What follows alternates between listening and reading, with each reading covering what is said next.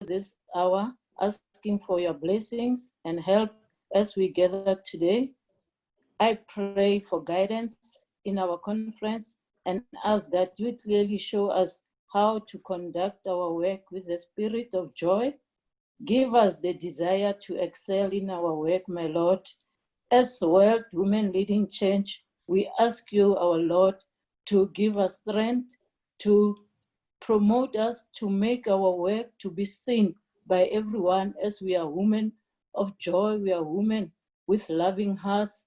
And I pray that all our speakers today, give them wisdom, my Lord, give them the knowledge that they will impart to all of us, and the knowledge that they impart to us, my Lord, make that knowledge to work, not just a knowledge for us to have, but not use it. I know, my God, with all your willingness, with all the heart that you have put in us as World Women Leading Change, the heart of joy, the heart of making others happy. I know with you, my Lord, everything is possible.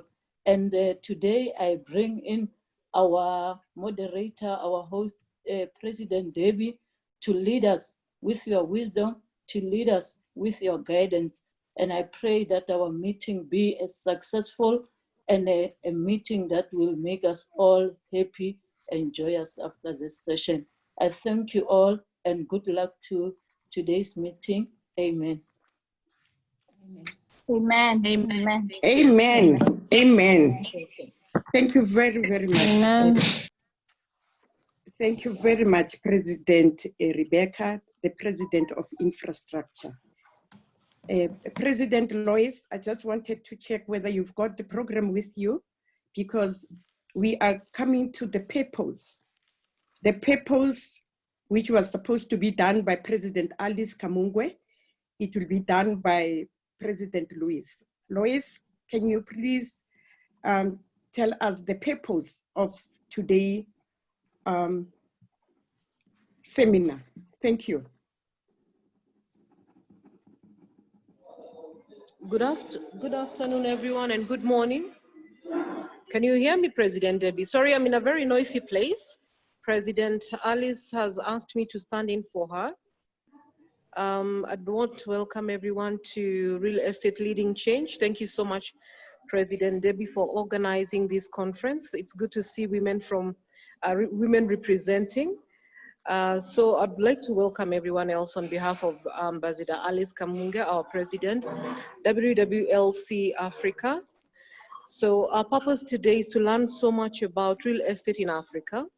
We can't wait to hear from all our speakers from across the globe. So I'd like to welcome everyone to the conference. I don't know if Dr. Ayla is here with us. Dr. Ayla? Dr. Ayla? Professor Ayla?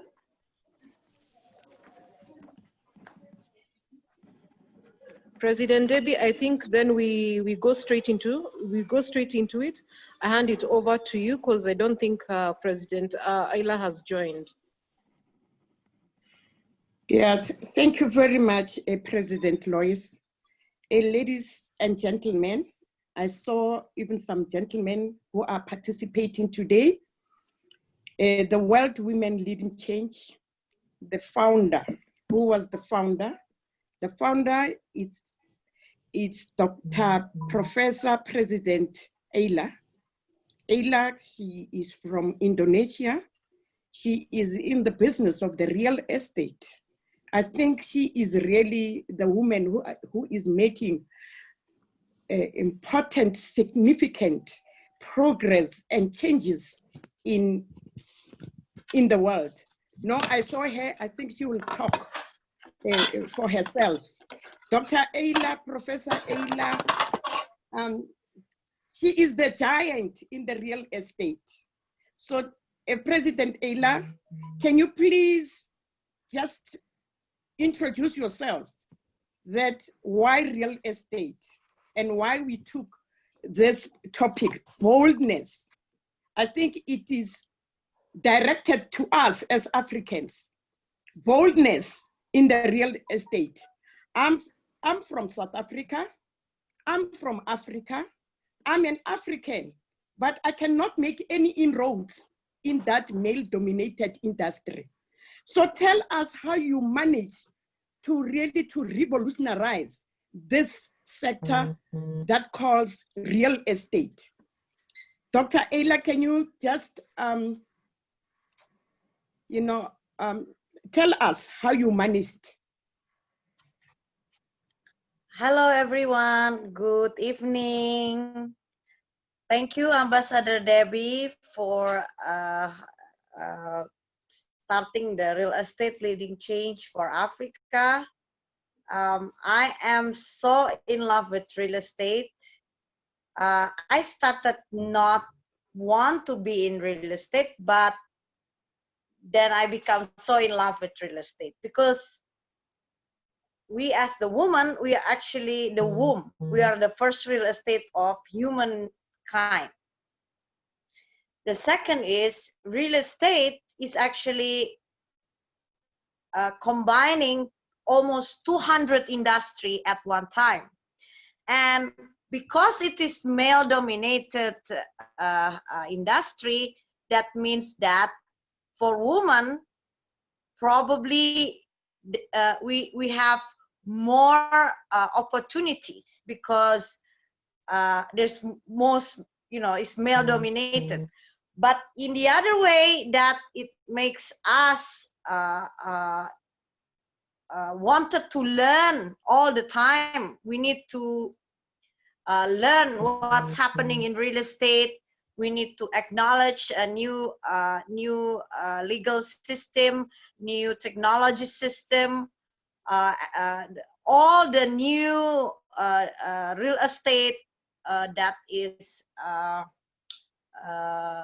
moving forwards, like using blockchain, using digital asset currency, many things. But for me, the boldness is in my real estate career for 15 years,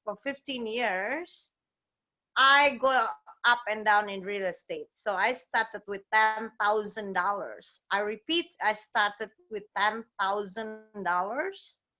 And today I cannot tell you the number, but I own quite a few real estate. And in 13 years of my life, 15 years plus 2, because I interned 17 years of my life, I think that the journey has been amazing, because I met a lot of nice people, I make a lot of friends, but the boldness is today, as we're talking, real estate is dead market. Like people will not go to, I closed 6 business in Rome, I closed in Bali, I closed a hotel, like a rental. But I'm not going to give up just because pandemic or virus come. I'm expanding. I repeat, I'm expanding. That is boldness. And in Africa, we're gonna build infrastructure because there's 3 things that you need to understand with real estate is first, who actually decide the purchase buying of real estate. Now, when I did my PhD, the factor number 1 is school, number 2 is restaurant, number 3 is road. So we need to help to build the road. But don't forget that real estate is a factor of economic growth of a countries. So I think that's all. We call it real estate leading change. And I love it. I'm in love with real estate. It's like my lover, the second lover. I have first lover, my husband now. This is my second lover. Like, I'm in love every day. And every day I learn. I actually live in a library. This is my library. You see all my books are real estate.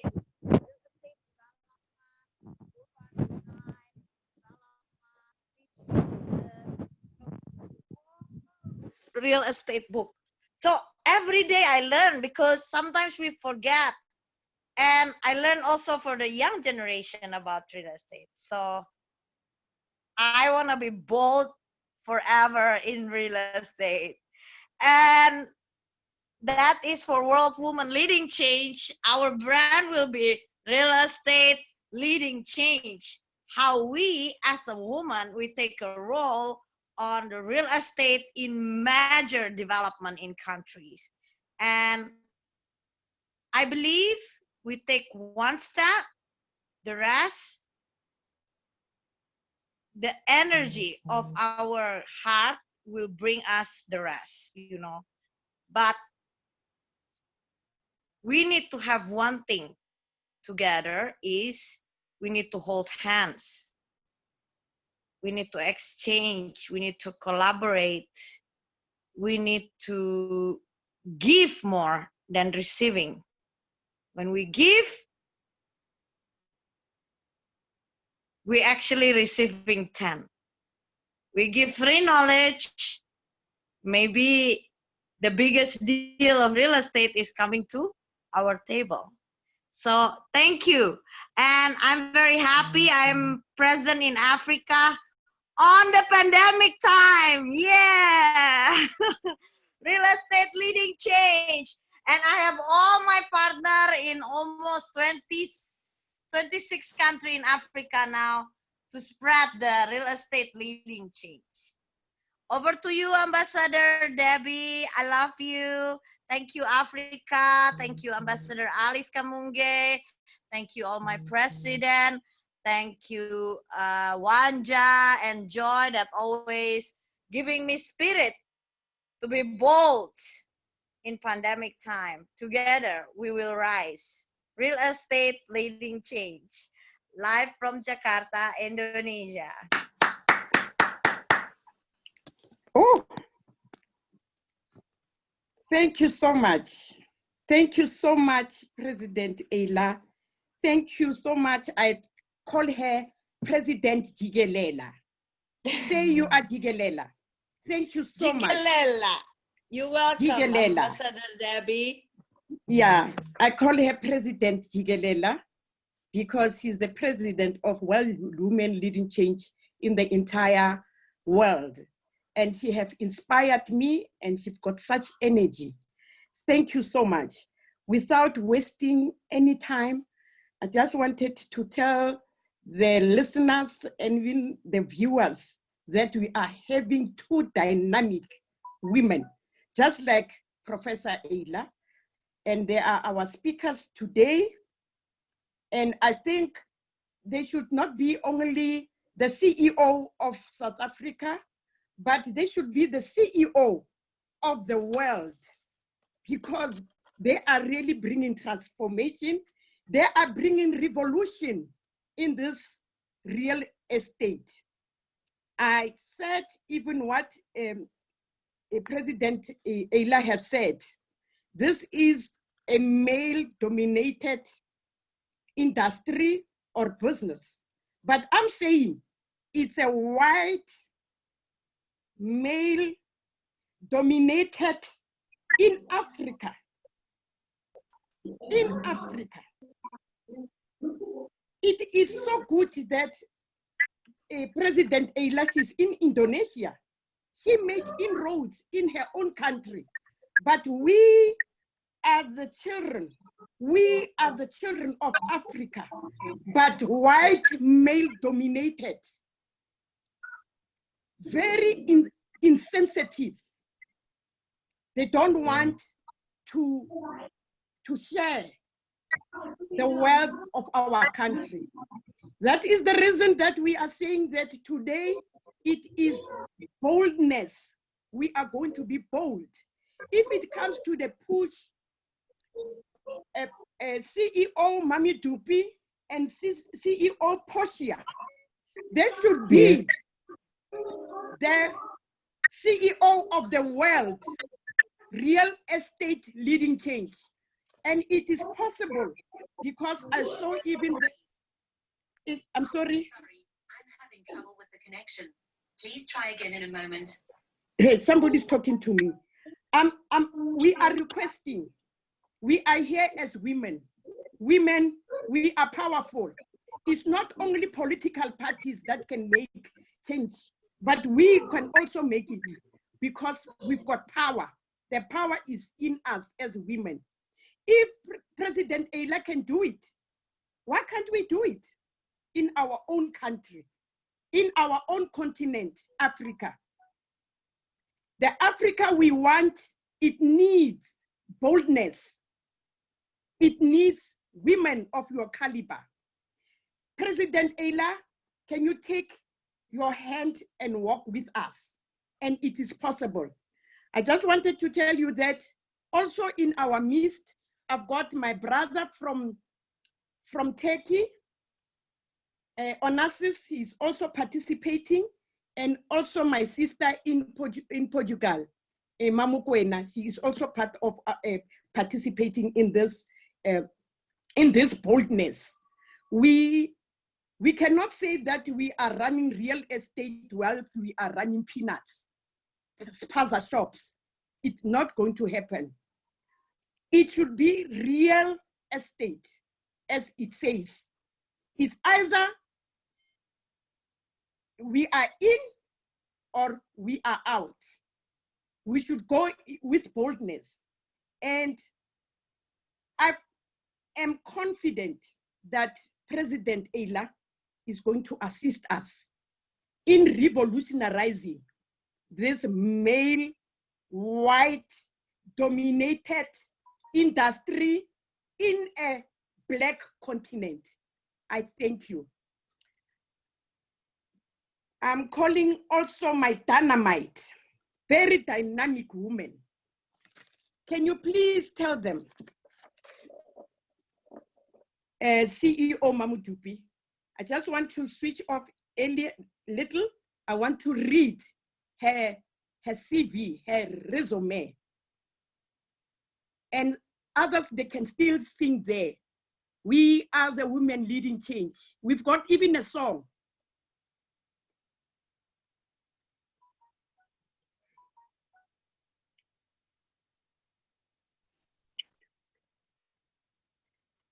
I'm going to read the resume of Mamudupi Musala.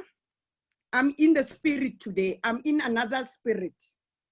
And you know why I'm in that spirit is because I'm being oppressed in my own country, oppressed economically, and it cannot be when we are having people of such caliber. And we are dependent on you, Mamudupi, Poshia. We are going to hold hands and walk together. If it comes to a push, the chairperson of African Union, is our president. He must put you there in the very strategic position. So we are saying today, Mr. President Ramaphosa, we are having two dynamic women, and they cannot be just confined in South Africa with such credentials. Now I'm presenting to you Mrs. Mamudupi Musala, but I'm going to read her a brief CV. She is you can see her, she's a Black female. She's an admitted attorney, and she has been in the legal profession post-admission for a period spanning 1 year, shy of 20 years. Possesses skills in discipline that are highly technical,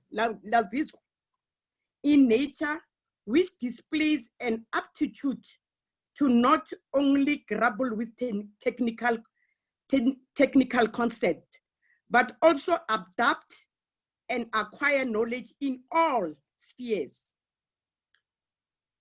Mamudupi, she got a Bachelor of Arts in Law from the University of Swaziland, a Bachelor of Law, LLB, from the University of Witwatersrand, Masters, LLM, University of Witwatersrand, Masters in Business Administration, Telecommunication Academy, London, United Kingdom, World Bank Training Program on Utility Regulation, and Strategy, University of Florida. I'm going to leave that one. She is an admitted attorney, High Court of South Africa, admitted on the 23rd of March. Admitted attorney with the right of appearance, High Court in the Transvaal Provincial Division, admitted on 2007. Was an acting judge of both the Gauteng and the South Gauteng High Court. Director of General of Department of Communication, Pension Fund, Adjudication Chief Executive Officer, Specialist Judge of the Office of the Pension Fund. Woo. She is currently serves as a Deputy Chairperson of the South African Bureau, South African Broadcasting. And she is the CEO of the Estate Agency Affairs Board. She is the Director of Mohlala Attorneys, independent expert to the Supervisory Committee of the Department of Correctional Service. Board member of the South African Diamond and Precious Metal Regulation Board. Audit Committee members, member of the Department of Transport Chairperson, Appeals Authority of Impolini Municipality, and Planning and Chairperson in Tshwane in Mental Health Review Board. Woo! She has publicized many, she's got so many publication by Mrs. Mamudupi. Oh, there's so many. I'll send you that CV to you guys. But as I have said, we've got experts, we've got dynamite, and we are really going to throw this dynamite in Africa to revolutionize this Africa. Over to you. Can you speak to the audience, my judge? I thank you. Okay, good afternoon. Can you give a hand of applause? Okay, good afternoon. Afternoon. Woo! Dynamite. Dynamite. Dr. Raputi, thank you very much for that very hearted introduction. And I think by you referring to me as dynamite, you're already revealing to everybody that I'm short, because as the saying goes, dynamite comes in small packages. So at least, yes. Even if people have not met me physically, they now are quite clear that I'm short. But I always think when you're short, you have a lot more to prove to the world, so you work that much harder. But thank you very much, and I'm very humbled by the opportunity that I've been given to speak here today, and to speak about a subject that I'm very, very passionate about. And I believe that you have more than nailed it on the head by saying that this is a sector that is highly untransformed. And what is even more saddening is that it seems it's not only a problem that we experience in South Africa, but the lack of transformation or gender representativity in real estate is an international problem. But I'm glad that you've organized this conference and this discussion, because we start to speak about these issues as Africans, but it's also heartening to see that we have people from as far as Asia and the rest of the world, which are also participating in this discussion. I think I would like, before I go into the discussion, and I'd request that if I could be allowed to share the screen, because I have prepared a written presentation that I'd like people to follow on. I'd like to just firstly, once again, thank all the presidents that are in attendance today, and thank them for giving us an opportunity, not only as the Estate Agency Affairs Board, but as South Africa, to put out our challenges and our proposed solutions to the problems that we encounter. And I do believe in the course of the discussion, we'll then get the benefit of having a full discussion and getting input from all the speakers from around the world around how they see us being able to resolve these problems, not only for South Africa, but for the continent at large. I think before anything else, I would like to also say that the introduction also by President Ayla, I hope my pronunciation is right. Okay, let me say President Jigelela, because that one I'm sure I'm pronouncing properly. I think she echoes the sentiments of my heart as well. I know we are sitting in an economic downturn. We are living through the worst epidemic in known history, which is the COVID-19. But I think we need to take the positives out of it. We need to look at COVID as an opportunity for Black people to not only come into the sector, but for women to come into the sector. So we must not look at it and be despondent and say, this is the end of the road. What are we going to do? The whole property sector and the real estate sector internationally is depressed. There's no hope for us. I think we need to now, more than any other time, intensify and take advantage of whatever opportunities are there and put our foot in and push forward. And I hope that the initiatives that I'm going to speak to today will start to show that we are trying, as the Estate Agency Affairs Board, but even as the property sector in South Africa, to say, let's look for opportunities, let's run and grab them, because right now everybody is concentrating on COVID. We are going to concentrate on how we can make COVID work for women and ensure that not only do they enter, those who haven't entered, but those that are already in the sector remain in the sector and continue to be sustainable. In the South African context, there's been a lot of debate about the land question, that we need our land back. We need to get back our land from the colonial era. But I always say, yes, we need to get our land back. But land without property on it is of no value to us. You need to make sure that the land has got a building, has got property on it, because that's the only time you'll realize the value in that particular asset. So we need to also make sure that the debate on land the debate on property and the real estate sector is not lost when we have debates on land. We need to make sure that the property sector is front and center of that discussion, because at the end of the day, if there's going to be a real economic benefit to our people, we need to make sure that the property sector leads in relation to that. Because access to property not only gives you access to an asset, it gives you access to wealth, but it also gives you access to collateral, meaning you are then able to be more economically active if you have access to those assets. And when I talk an asset, I'm talking both residential and commercial property, because a lot of the time when people talk real estate and they talk property in our context, they're only talking residential. And I believe that property is much broader than that. You can't just restrict it to residential. You also need to extend it to commercial, because that's where the true value is. And I'm sure all of you have seen, even with the economy in the state that it's in, construction and development are still taking place, which says to me, the economy is still alive. It is struggling to survive, but it is still surviving. And we may have a low pulse, but that pulse needs to be beaten, it needs to be intensified, and we need to increase it. Having said all that, before I go into my presentation, I always speak to a lot of young people, trying to encourage them to come into the sector. And I always say to them, a lot of people think real estate is just about selling and buying of properties, leasing of properties, and it's for old middle-aged women in our context. But I always say to them, one must stop and think. Pam Golding was one of the richest women in Africa. How did Pam Golding make her money? It was simple. Pam Golding was an estate agent. In any property transaction, at the heart of it, to initiate it, to get value in that transaction, you need an estate agent. So estate agency is the future, but it's also a wealth creation tool.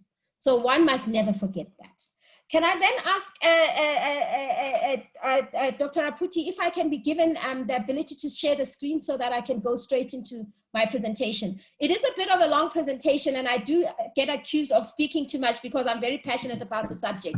But what I will try and do is I'll try and obviously shorten it and skip through a few of the presentations. I mean, some of the slides. Is Amanda there? Oh, I think they've given me the right to share. Yeah, right to share. Okay. Thank you. Let me just...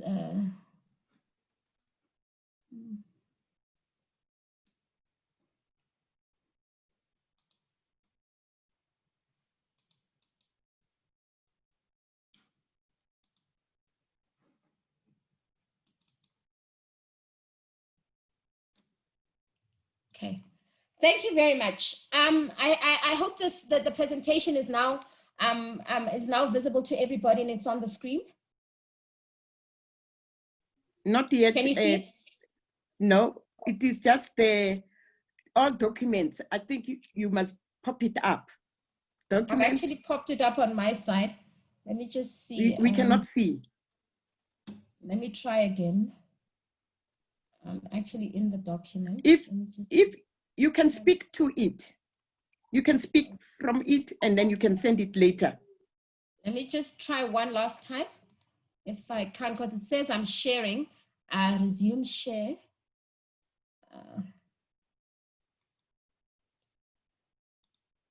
Okay.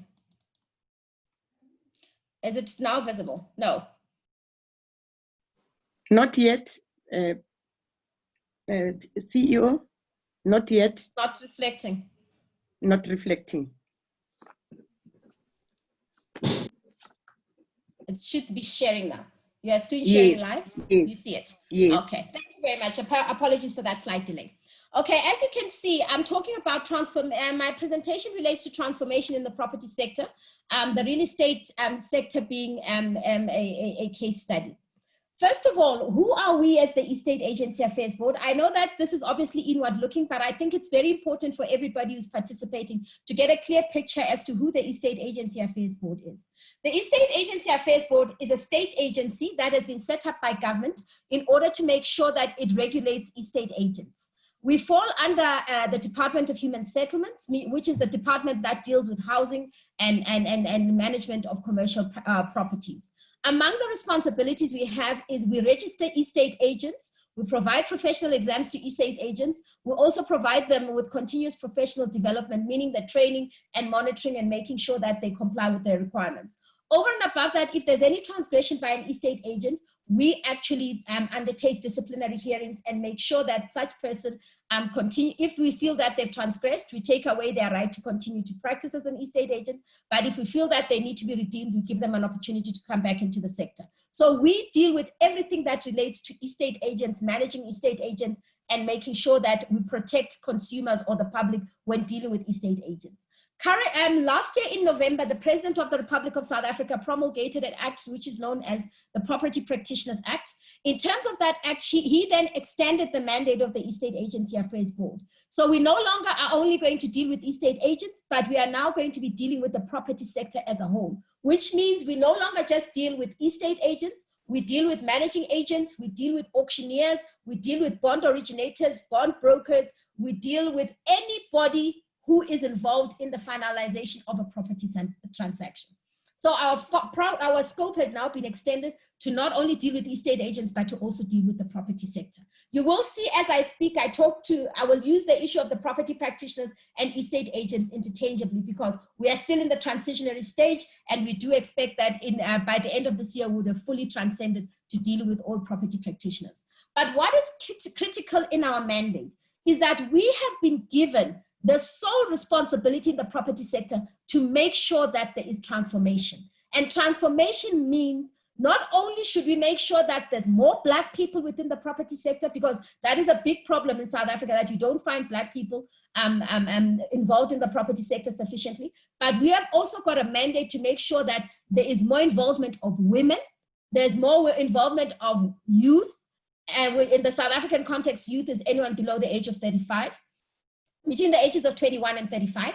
And then we also have an obligation to make sure that there's more involvement by people with disabilities. So we have a mandate to make sure that we transform the sector.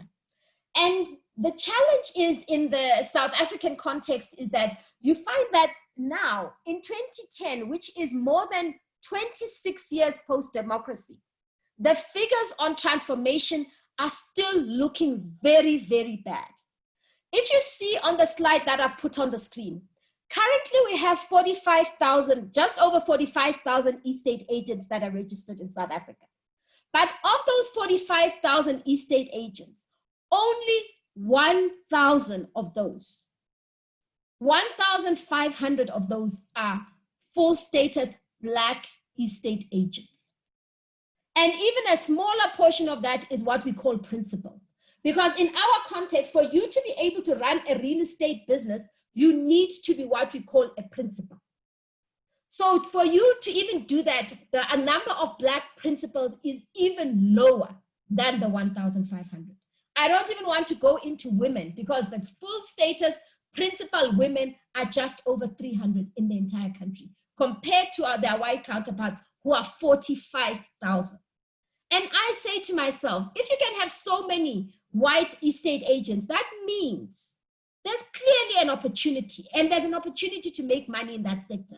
But clearly what is happening is that you find that there is exclusion of Black people, there is exclusion of women, and we as the Estate Agency Affairs Board have an obligation to make sure that we put measures in place to make sure that there's proper inclusion of not only Black people, but the inclusion of Black women.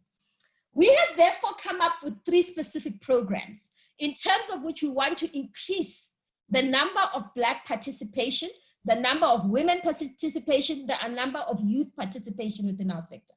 The 4 programs we've come up with is the internship or learnership program, which is your One Learner, One Estate Agency program. The second one is whereby we feel that we need to bring in SMMEs into the sector, which is our incubation program.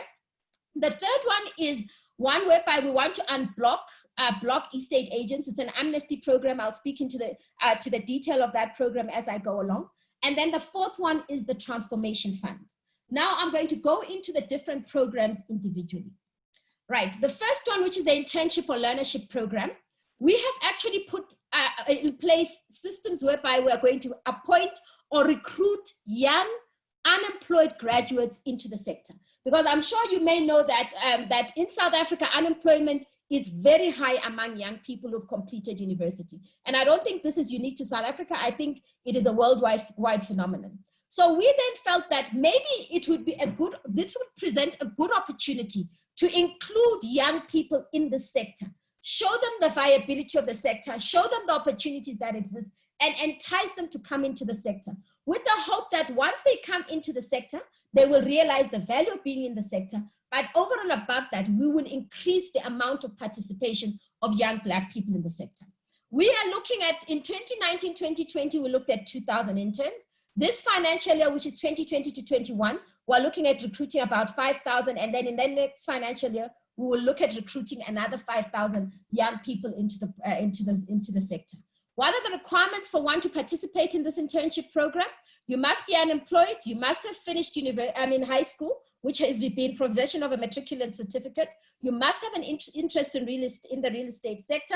You must be a South African citizen, and you must have never been an intern in any other government program, because that is the requirement that the government has put in place in relation to this program. Now, what happens in this particular program? What we've done is we've gone out, we've advertised in the media, and we've invited people who are interested. What happens then? We do an interview, we identify the young people who would be interested in coming onto the program. And I want to just indicate to you that the gravity of the challenge that is being experienced out there. We advertised for 2,000 interns to come into the system last financial year. And guess what? We got over 15,000 applications, just to show how dire the situation is and how people want to get into the program. And I always say, if I had an opportunity, I would take each and every one of those young people, because we would start to dent the 45,000 people who are in the sector who are not transformed. But be that as it may, we only had an opportunity for 2,000 young people. These young people who were interviewed countrywide, because we also want to make sure that we not only take young people in urban areas, we also want to take people young people in rural areas, so that when this development boom takes place, it takes place in every single sector. Because I'm sure you know, everywhere in the country there is shelter. People need shelter. So that means there is an opportunity for property. And we want to make sure that when we stimulate it, we don't just stimulate urban growth of the property sector, you also stimulate growth in the rural areas, because there are not only programs that government has in place for property, but there's also an opportunity that exists in the rural areas. And we want to make sure that young people get full value for that particular program. Then what we do is we then put them with an existing real estate agent, which was what we call host employers. That is why it's very important that we get investment to come in and start working in the real estate sector, so that when we get these young people, there are enough host employers who can place them. And let me also explain, when the person takes in a young person as a host employer, they are not expected to pay their salary.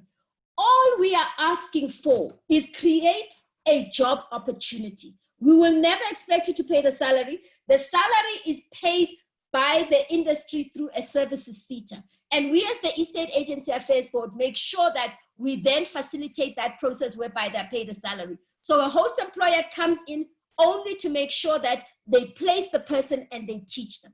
We make sure that we also monitor their day-to-day training with the employer. We make sure that they're trained properly, because in a lot of cases, in order to sabotage these programs, the young people are brought in, but then they're not given proper training. So we ask them to create a portfolio of evidence so that we are sure that they're properly trained. And at the end of the 12 months training, because they're trained for anything between 12 to 24 months, at the end of the 12 months training, they then sit for an exam, which is called the NQF4 exam and the PDE4 exam.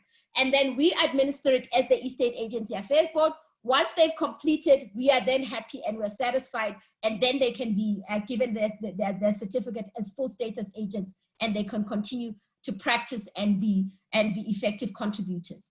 Currently, we have host employers from different organizations that currently exist in within the estate agency sector, which is the NPF, the PPI, the IASA, and REBOSA.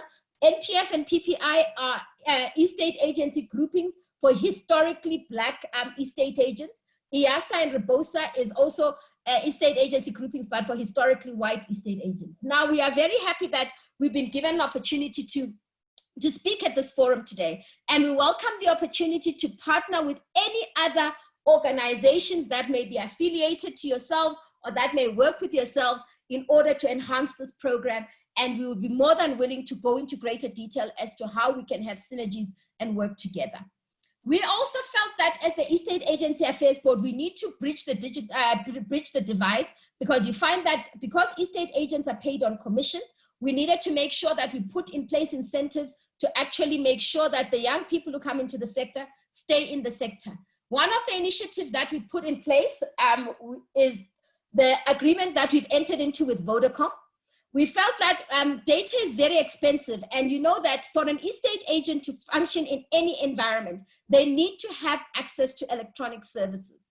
We then entered into an agreement with Vodacom, in terms of which they've come up with a specific package just for our interns, whereby they give them 3 gigs of data plus a tablet for only 130 rands per month, which we think is quite an accolade, because that means that our interns will not have any challenges with regards to access to communication or to telephony. And in fact, as the EAB, we do subsidize it to a very large extent. The second issue is about access to marketing material. We have spoken to the different banks, because I'm sure that you know in the real estate sector, you can never survive without the banks. The banks are the ones that provide the bonds. The banks are the ones that provide support. The banks are the ones that actually give the money in order to facilitate any property transaction. So because we as the Estate Agency Affairs Board actually bank with all the banks, we then approach those banks and we said to the banks, please put your money where your mouth is. Please support our initiative in order to increase the amount of young people participating in the sector. And in doing that, please give them opportunities. The banks have come back to us and they've said, with regard to repossessed properties, they'll be more than willing to give our interns the right of first refusal with regard to access to repossessed properties. But over and above that, they've also said that with regard to access to bonds, they're also willing to assist young people who are interns who work in certain companies in order to teach them the ropes on how to access bonds. And I'm sure all of you know that at the heart of a property transaction, you need a good bond originator. You need a bond broker.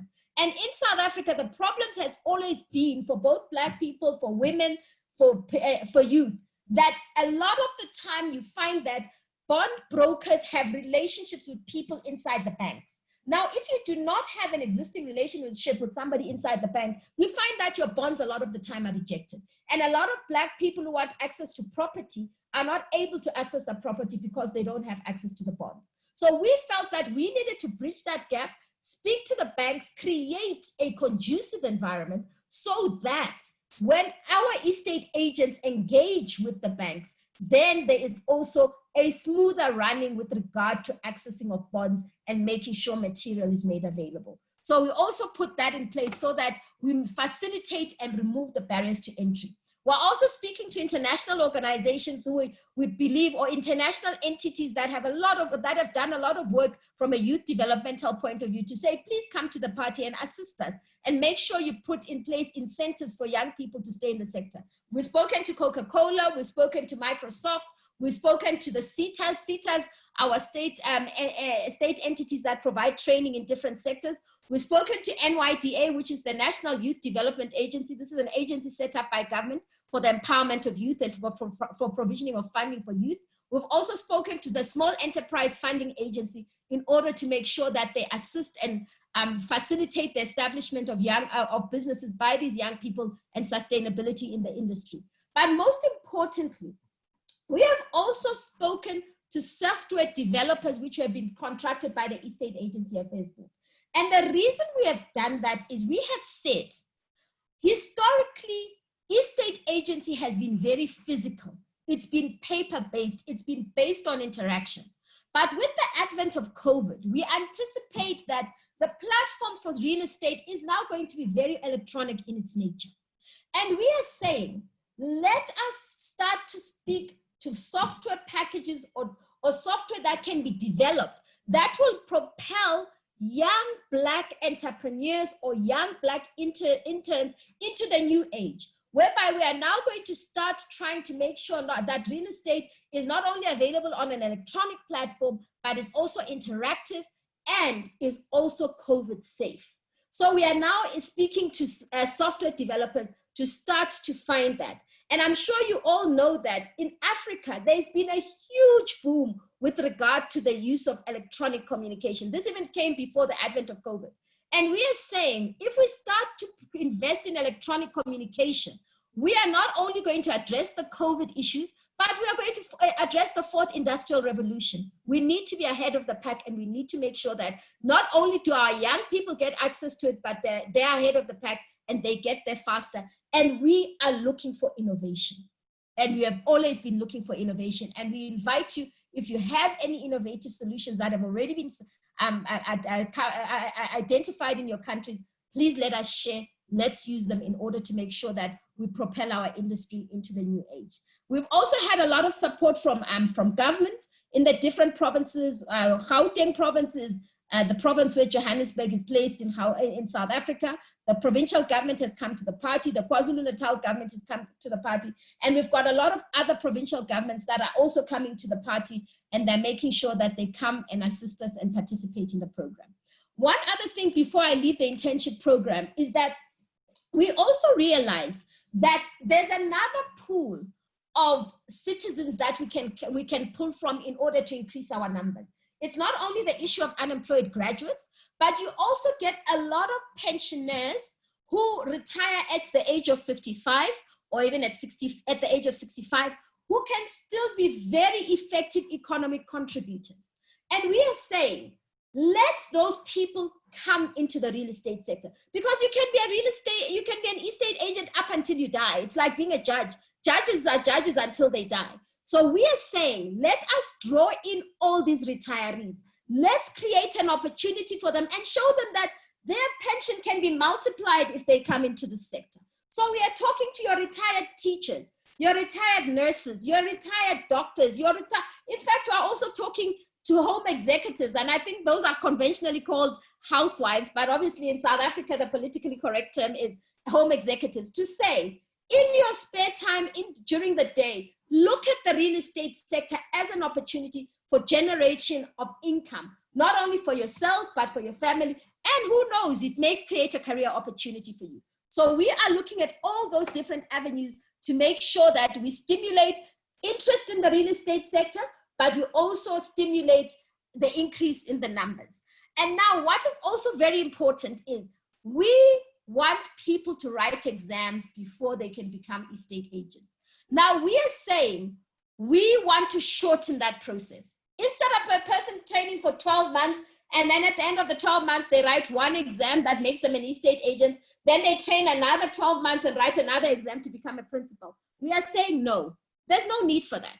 If you're a pensioner or a retiree or a person who's already got your degrees, we can shorten the process. If you've already got a university degree, we can give you an exemption. and you come into the sector. If you're a person who has already worked in the real estate sector previously, we also give you an exemption and you just write the exam and you come into the real estate sector. But we're also looking to go further than that and give what is called an oral exam. Because at the end of the day, some people may understand the sector, but they may not be able to write the levels of English that is required for one to be able to write English. But we are saying, if you can demonstrate to us that you are capable, we can have an oral exam where you come, present your credentials, present your understanding, you are asked questions verbally, and then we give you the qualification and you get into the sector. Because we find that a lot of these requirements on exams and qualifications are really barriers, unnecessary barriers, whereas people can come in, they can understand what consumer protection is, come into the sector, and we make it more accessible. So we are working very hard to remove those barriers to entry. I think that is the last point, Rain, I'd like to raise on with regard to the internship. The second program is the one on incubation. Now, we realize that at the end of the day, in order to make sure that there's sustainable growth in the real estate sector, there's no other way other than to stimulate entrepreneurs in the sector.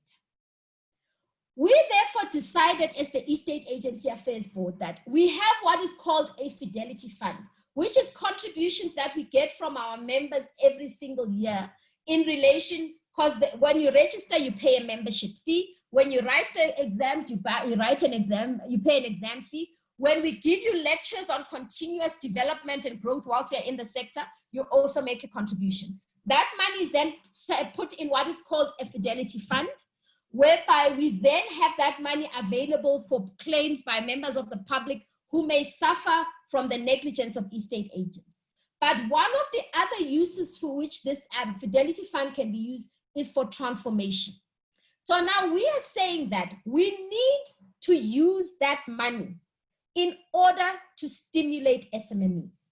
Now, I'm sure you know, the world over, the biggest challenge with regards to SMMEs and sustainability of SMMEs is access to finance. So we felt that we needed to make sure that we use a portion of the fund in order to fund the establishment of these companies. But over and above that, if you're going to make sure that they are sustainable, you need to give them access to markets. Now, how do we see this happening in real terms? We've already put out an advertisement inviting members of the public or companies that have a combination of skills. We are saying it's very critical. There must be percentage ownership by Black people. There must be percentage ownership by women, youth, and people with disability. But most importantly, it must also be people who have experience in the sector. Now, one must fully understand this. We don't expect one person to have all these things. We are saying groups of people must come together with these combined skills and come and apply. Once you apply, we make an assessment. We check whether or not you have meet these requirements. But over and above that, we assess your business plan on how you say you're going to sustain yourself in the sector going forward. And if we are satisfied, and oh, by the way, the other thing we also check is, in order to make sure that there's geographic distribution, we are going to license at least 2 companies per province per year. And we expect to do it every single year for the next 5 years. Then we will make an assessment on whether we are succeeding or not succeeding. If we're not succeeding, we go back to the drawing board and we finalize. But then what do we do as EAB once we've got these entities? We are going to give them a part grant and a part loan, meaning that the money that will be allocated towards setting up these businesses will be a portion of a grant and a portion of a loan. So a portion will have to be paid back to the EAB.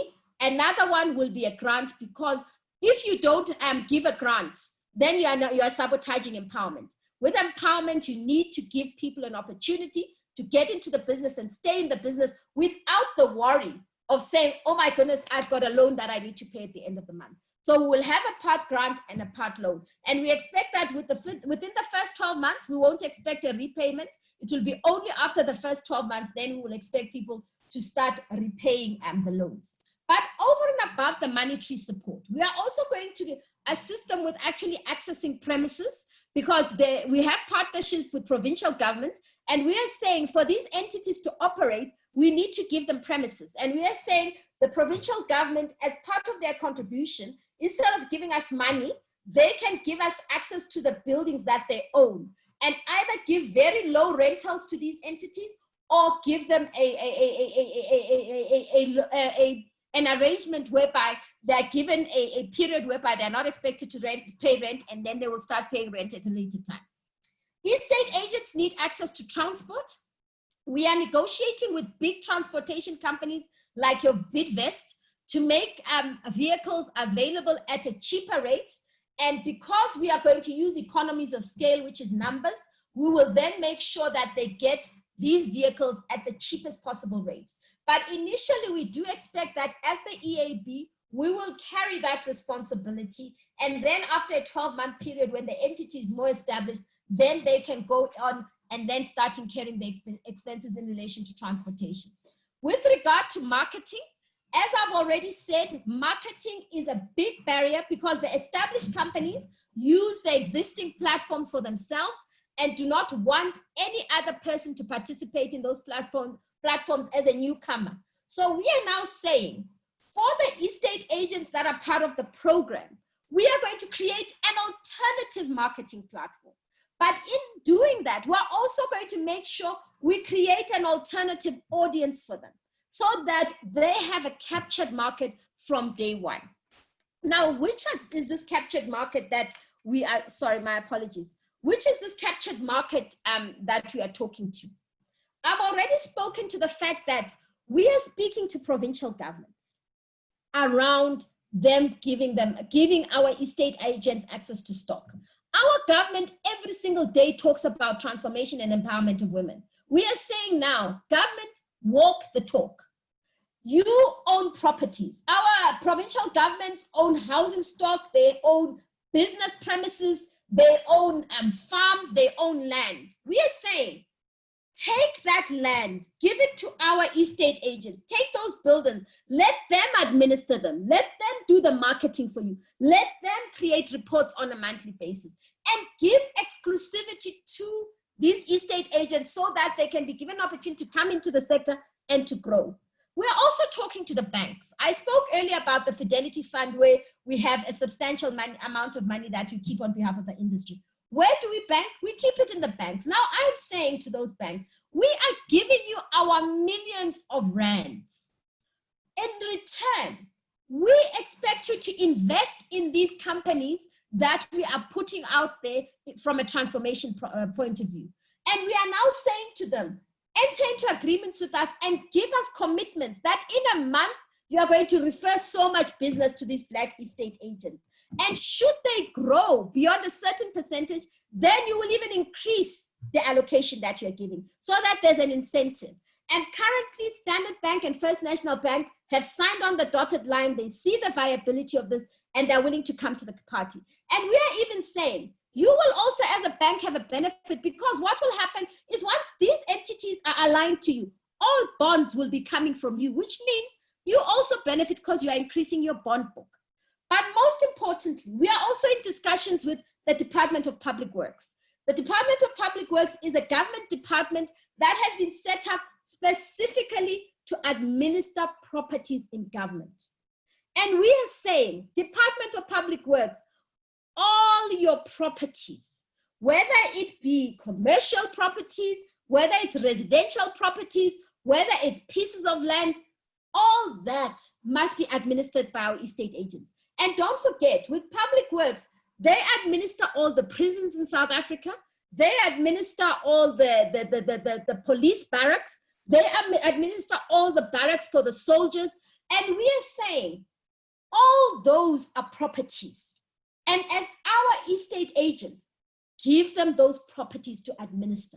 Because government, you have committed to the people of this country that you will promote transformation, you will promote the growth of Black women in the sector.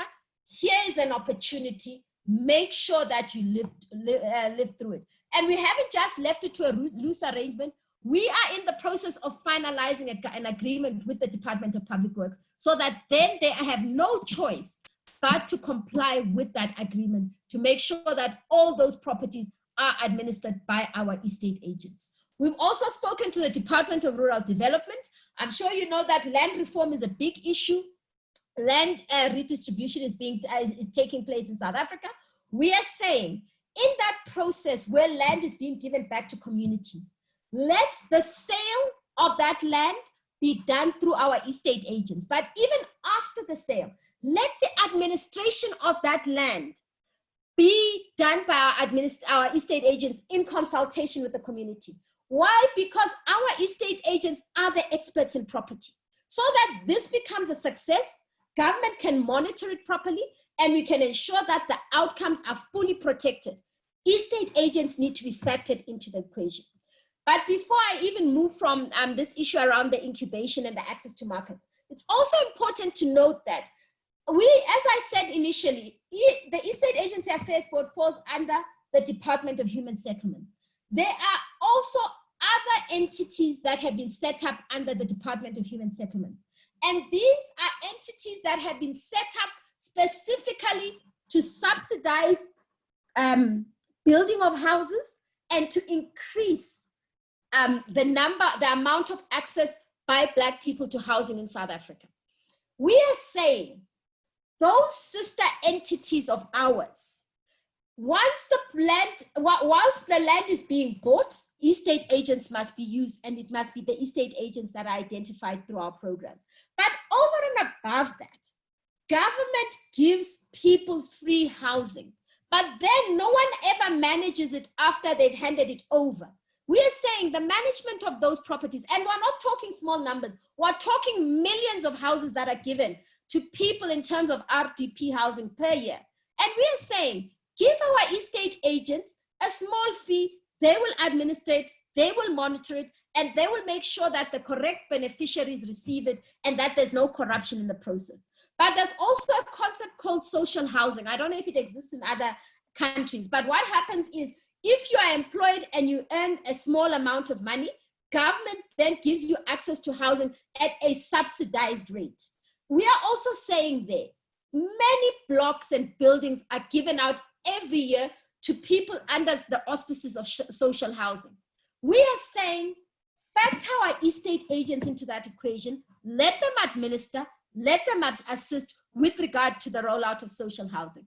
I believe that last year alone, it was close to 3 to 4 million units that were rolled out countrywide in relation to social housing. And we are saying, if you can give our estate agents the right to administer those, pay them 5%, 10% of the rent, it could be a substantial amount of money, and it would lead to serious sustainability of estate agents, but it would also stimulate economic growth and wealth within the sector.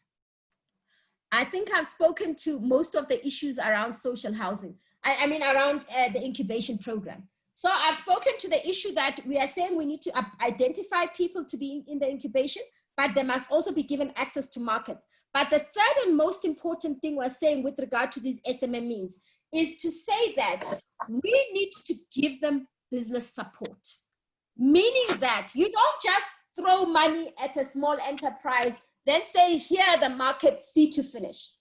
We want to also give them business support, because a lot of the time on a day-to-day running of a business, you encounter many challenges, but you then don't know who to speak to, who can give you guidance. And we are saying we are going to set up a business hub whereby anybody who is an SMME, whether established by us or any other person, but who is in the real estate sector, if they need any support or advice from a business point of view, whether it be a marketing advice, whether it's how to expand your business, how to continue to grow your business, we will then have that helpline. Even if it's about how people can come into this industry from other countries, we would be able to provide that helpline so that we make sure that people come in. We will also provide support from a business modeling point of view, because we found that a lot of people who have never really run a business before may find it difficult with regard to business modeling. So we're saying these are the opportunities.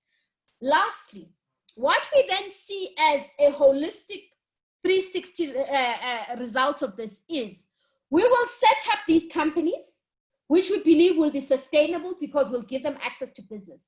And then the interns that come into the sector, after the 12 months training, they then go and they're subsumed in these companies. So that a person who comes into the sector doesn't then leave after 12 months of training, but they have a clear growth path because these companies will be there and will be able to absorb them, and there will be no problem with regard to that. Okay, I'm going to now speed on. I think those are the two critical initiatives. The other one I spoke about is the amnesty program. We found that there's a big challenge in South Africa with regard to transformation, because those people who come into the sector end up not being able to sustain themselves, because the real estate sector is based on commission. So you find that after 3 or 4 months, they are no longer able to sustain themselves and they leave. And a lot of the time is they leave because we as the regulator block them. Because as a regulator, we need to make sure people are fined if they transgress, or alternatively, if people cannot pay their fees, we block them. So we then realize that the fees that we charge for registration, the fees that we charge for the exams, and the fees that we charge for continuous professional development were one of the factors that were making people unsustainable. So we then took a decision that we are now going to remove the regulatory fees, but we're not going to remove them for everyone. We are only removing them for Black estate agents and Black women-owned estate agents. And we decided that we are going to remove them for a period of 5 years, but every single year they need to come and reapply, because once you can show that you have a turnover of 2 million or more, then you no longer benefit from the amnesty. So we give you the amnesty so that you can come into the sector, be sustainable in the sector, grow in the sector. But once your turnover hits the 2 million rand mark, then you no longer can can benefit from the amnesty. We then migrate you and you become like any other estate agent, and you must now contribute or pay your fees like everybody else. But we found that with this program, it helps young people come in, it helps Black people come in, it helps women to come into the sector. And when we started with the program, we had initially just simply said that it would only be for people who are already in the sector who got blocked. But we want to stimulate an intense growth and infusion of people into the sector. So we've now said, even new entrants can come, make submissions, and do presentations, and they will be the benefactors of the amnesty. And we are starting with that program as at September this year. So it's quite apt that I'm talking at this forum, and that if there are people obviously who have an interest, maybe they can apply through this program, which will be a fast-tracked way of getting them into the sector. Last but not least, the most important initiative that we believe is on the table is in relation to what we call the Transformation Fund. When I started, I spoke to the issue that the president promulgated the Property Practitioners Act, number 11 of 2019, late last year in November. In terms of this act, government realizes that it's one thing to say you want to empower women, you want to empower Black people in South Africa. But if you don't put your money, your money where your mouth is, it will never happen. Government has now promulgated in terms of that act that we need to set up what is called a transformation fund. And that transformation fund is to be established 6 months after the effective date in terms of the act. And we're still waiting for the president to give us an effective date, which will be the date from which we start counting the 6 months. But within 6 months, we are supposed to then come up with a policy in terms of which all property practitioners will contribute a certain amount towards this fund. And then this fund will then be set aside for the empowerment of women, youth, and disabled people. They will come and make submissions to us as the regulator and say, we believe that we have this plan. For instance, if you're a property developer, the Act speaks to property development. It also speaks to property managers. It talks to property development and such other things. You come to us and you say, here is our business plan. We believe we can come into the sector and this is how we can be sustainable. Please give us an allocation of 2 million, give us an allocation of 3 million, give us an allocation of 500,000. We will look at it, and if we are satisfied together with a panel set up by the minister, we will then proceed to give those allocations. And we think this is really a huge achievement, because now we are not just going to say people must transform. We are now going to have money to put behind those businesses where transformation is going to take place. And I believe that this will be modeled around a similar model as is being used for the lotto, because currently with the lottery, you do have the ability as a transformation company to go and approach them and ask them for funding. So now we are going to have one that will be exclusively dedicated to the property sector. I think on that note, Madam Rafuti, as I said at the beginning, I tried very hard to be very brief, I tried to be as minimalistic as possible. Thank you very much. Thank you. Wow. Thank you. Thank you very much. Thank you. Take out the screen. You. Zizojikizinto. I just wanted to say, here in South Africa, we've got a song that says that things are going to change. And really, if ever we could have not invited people who are so passionate, who've got such energy, and who are so passionate and, you know, for transformation, we could have not had such good news. This is a dynamite. This, she have caused to everything to shake. We thank you so much, Dynamite, Mami Tupi. Thank you. I just wanted to tell you that I'm a student of Professor Ayla. I'm also in the real estate. I'm coming. So if ever you are not a student, I'm the student of Jigelela. You're welcome. We're looking forward to it, Doctor. Thank you so much. We're looking forward to it. Without wasting time, you know, I like the Agenda 2063.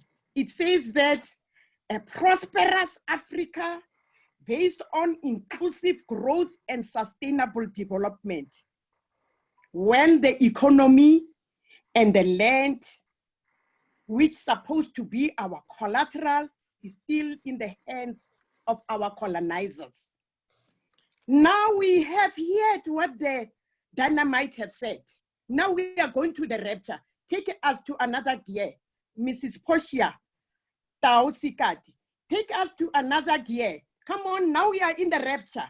And go and look what is the meaning of rapture. No, thank you so much. Yes. I don't want to really read your CV. I'm going to finish at 5 o'clock and time is not on our side. She is now the current CEO of Property. You see how relevant are these people today? Property Sector Charter Council. And she is a specialist in transformation. Inclusive economy, that is in our Agenda 2063, the Africa we want. Strategies on BBBE, all those BEE, which my professor doesn't know, Professor Ayla. Specialist, writer, and a monitor. Property Sector Code and its performance. She is a lecturer, advisor, curriculum developer in property. Jigelela, are you listening? And transformation legislation at the following university. All those big universities in South Africa. UNISA, UJ, University of Cape Town, and the University of Witwatersrand. She's a trainer and the assessor, CPD trainer on BEE. She is a research and coordinator. So our ecstasy, our rapture lady, you must go and research why Pam Golding became a billionaire in our Africa we want. Over to you, tell people, how are you transforming this Charter Council? I thank you so much. Thank you, Osdebi, and thank you so much. And thank you to my sister, Osmami Dupi, and thank you for everything. And really, mine, I can see we don't have a lot of time, but I really wanted to actually give you a broad perspective in terms of what we do as a Property Sector Charter Council. So really, the Property Sector Charter Council is really an organization that was really set up by the government, and its sole purpose is really to drive transformation. And what does that mean? Driving transformation, it means creating an inclusive participation for everybody to have an equal participation in the mainstream economy of South Africa. So, and we do so in many other various sectors. So as a country, there's 12 sector charters. So it's either you belong to 12 of those sector charters, of which property is a sector, is one of them. And I'm fortunate enough to actually be convening all those 12 sectors that are driving transformation. We've got construction, transport, tourism, property, petroleum, agriculture, forestry, chartered accountant, financial sector charter, ICT, as well as lastly in defense. So that's all 12, of which property sector is one of them. So I'm fortunate to actually be able to be convening all of those sector charters. Our idea was really, or not even our idea, or the government's idea of actually developing broad-based Black economic empowerment is actually, it's a legislation by the Department of Trade and Industry. And that's a department that drives trade and industry in order to grow our economy. Now, why is this legislation important? So the Department of Trade and Industry does exactly what the name says. We're going to drive trade and investment in order to grow our economy. But amongst other things, what the Department of Trade and Industry does, they ask themselves, how are we going to grow our economy? And one of their, they call it mission statements. They say we are going to develop mission statements. We can refer to them as strategies. One of those strategies that for our country to be able to grow at its optimum growth, we need to create an opportunity for everybody to participate in it. So amongst all of those, to create everybody to participate in it, and knowing where we come from in terms of our history, inclusive growth is one of those strategies that will enable our country to reach the desired growth. Hence, Department of Trade and Industry came up with those strategies of inclusive growth. And within the inclusive growth, broad-based Black economic empowerment is one of those. And the idea of broad-based economic empowerment is to enable those that were previously denied the opportunity to participate in certain sectors, amongst those which was property, where Black people by law could not participate in property. They could not own property. Only in the last couple of years, when the law started to change, they started to participate. But even then, when they started to participate, they realized we don't have the economy, we do not have the know-how in terms of the skills, and hence they developed this broad-based Black economic empowerment in order to drive and ensure that everybody can participate meaningfully in the mainstream economy, not in the periphery. And that's what we really do. So we are one of the 12 sector codes that participate in the mainstream of the economy. But what is the main essence of this broad-based Black economic empowerment transformation sector? Well, its main essence is actually to drive sustainability, competitive growth, global competitive growth, innovation, productivity, and so on. So that's the real essence of what transformation or inclusive growth is about. Because if you don't create inclusive growth for everybody to participate, what does it do? Actually, people becomes, you have this underlying frustration, and of which then it erupts into protests, and the protests that you sometimes see, and it actually threatens sustainability. So once you actually create inclusive participation, you give everybody the opportunity to participate, and hence give them ability to not only be liberated economically, as we may have in 1994, but you also start to saying, we are opening our doors for everybody to participate, not only politically, but as well, economically as well. Then you will be able to economically be able to participate and creating all platform to ensure that you can participate. So the legislation that we write, so we write the broad-based Black economic empowerment legislation in the property sector to make sure that Through legislation, we enable everybody to have an equal opportunity to participate. So we use legislation to create a conducive environment for everybody to participate. Now the question is, who are we? So we are the authority that then is able to drive that authority. We actually convene everybody into the property sector. We are fortunate enough, we have 29 associations. So of which we've got about 29 associations, of which out of that 29, about 12 are government. So all Department of Human Settlement, Department of Public Works, we've got regulators. You were speaking to Advocate Muhlala just now, and they are one of our members, the State Agency Affairs Board. You've got the conveyancers, you've got the listed sector, listed property sector, you've got the facility managers, you've got property owners, you've got valuers, you've got asset managers, you've got PropTech. We literally have anybody that is in the property space becomes a member of the property charter. We sit together, we then write the legislation that then starts to put targets of how everybody can have an equal opportunity to participate. Everybody includes people of various races in our country to make it inclusive. So African, colored, Indians, and whites, everybody to create inclusive participation, and both male and female. Recently, we've received our stats. South Africa is 59.1 million population in terms of its population. And incidentally and interestingly enough, 49% are male and 51 is female. And it only recently has grown. 5 years ago, actually, the last test that we had, female were 55% and males were 45%. In that sense, you can see that males are starting to grow, but the major part of our economy is actually females, of which the females at 51% have been participating, but they are the ones that actually have got the least participation in our economy. So therefore, we write the legislation that will enable to drive transformation in our industry. So when we drive this legislation to create this conducive environment, what does it do and what does this legislation aim to have? One, we talk about ownership.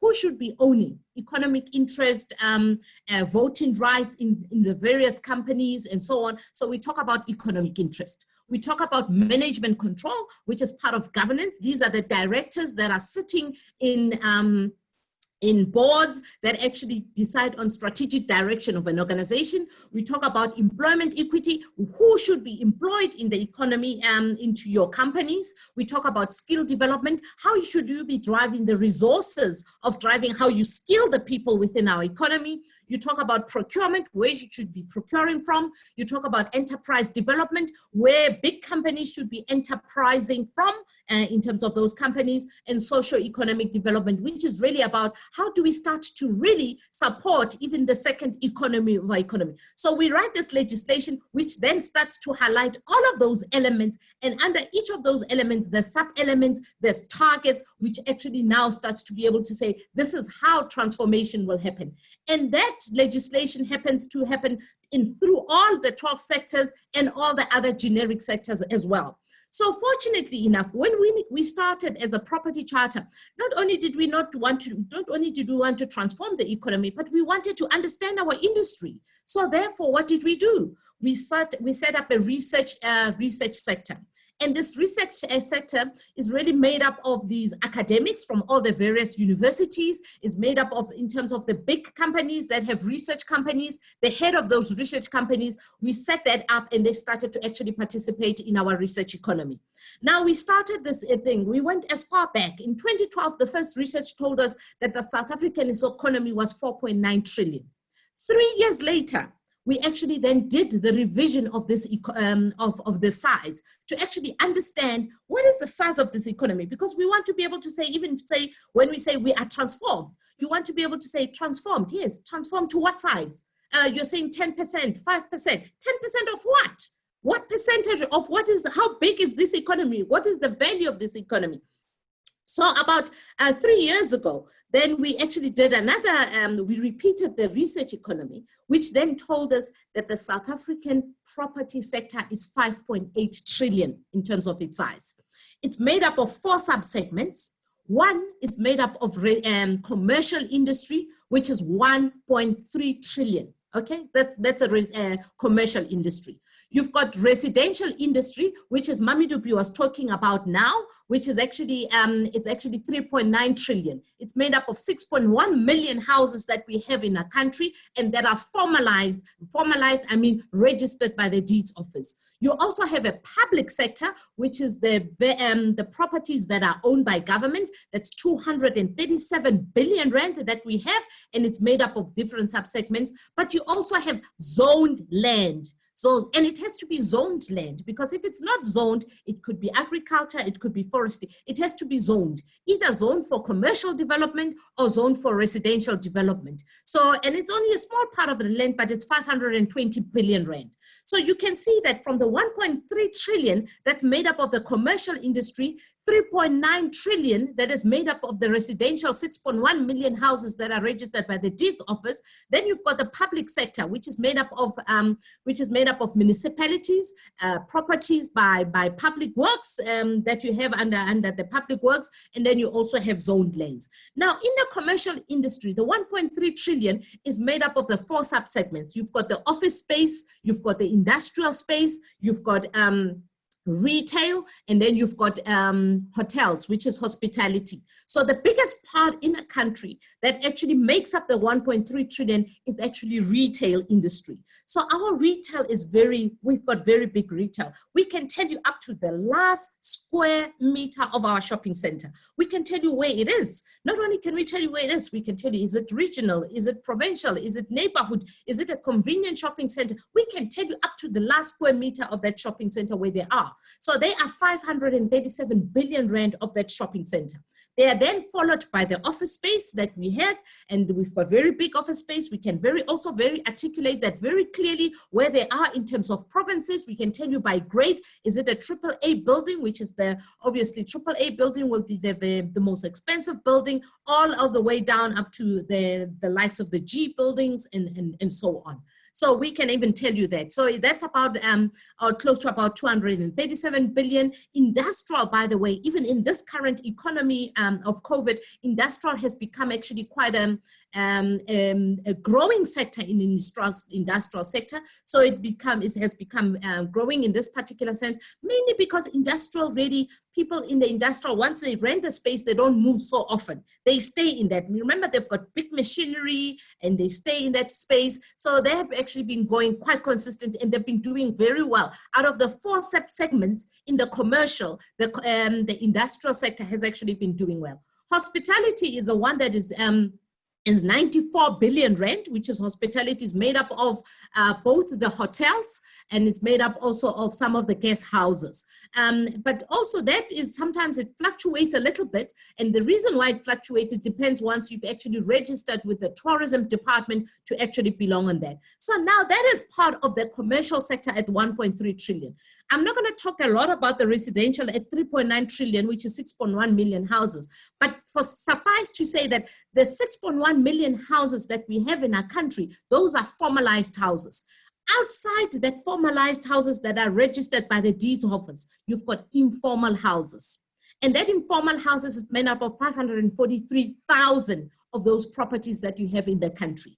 And they are informalized because they are not registered. We may have recognized it. For those that are in the sector, I can see a lot of the people that I've joined the group that I know very well as well. You would know places like the Diepsloot. It's a registered informal settlement because we have recognized it as a country. But it's not formalized in the sense that it's got an individual ERF number, but we do know something like Diepsloot. So it is a register. So there's 543 of that.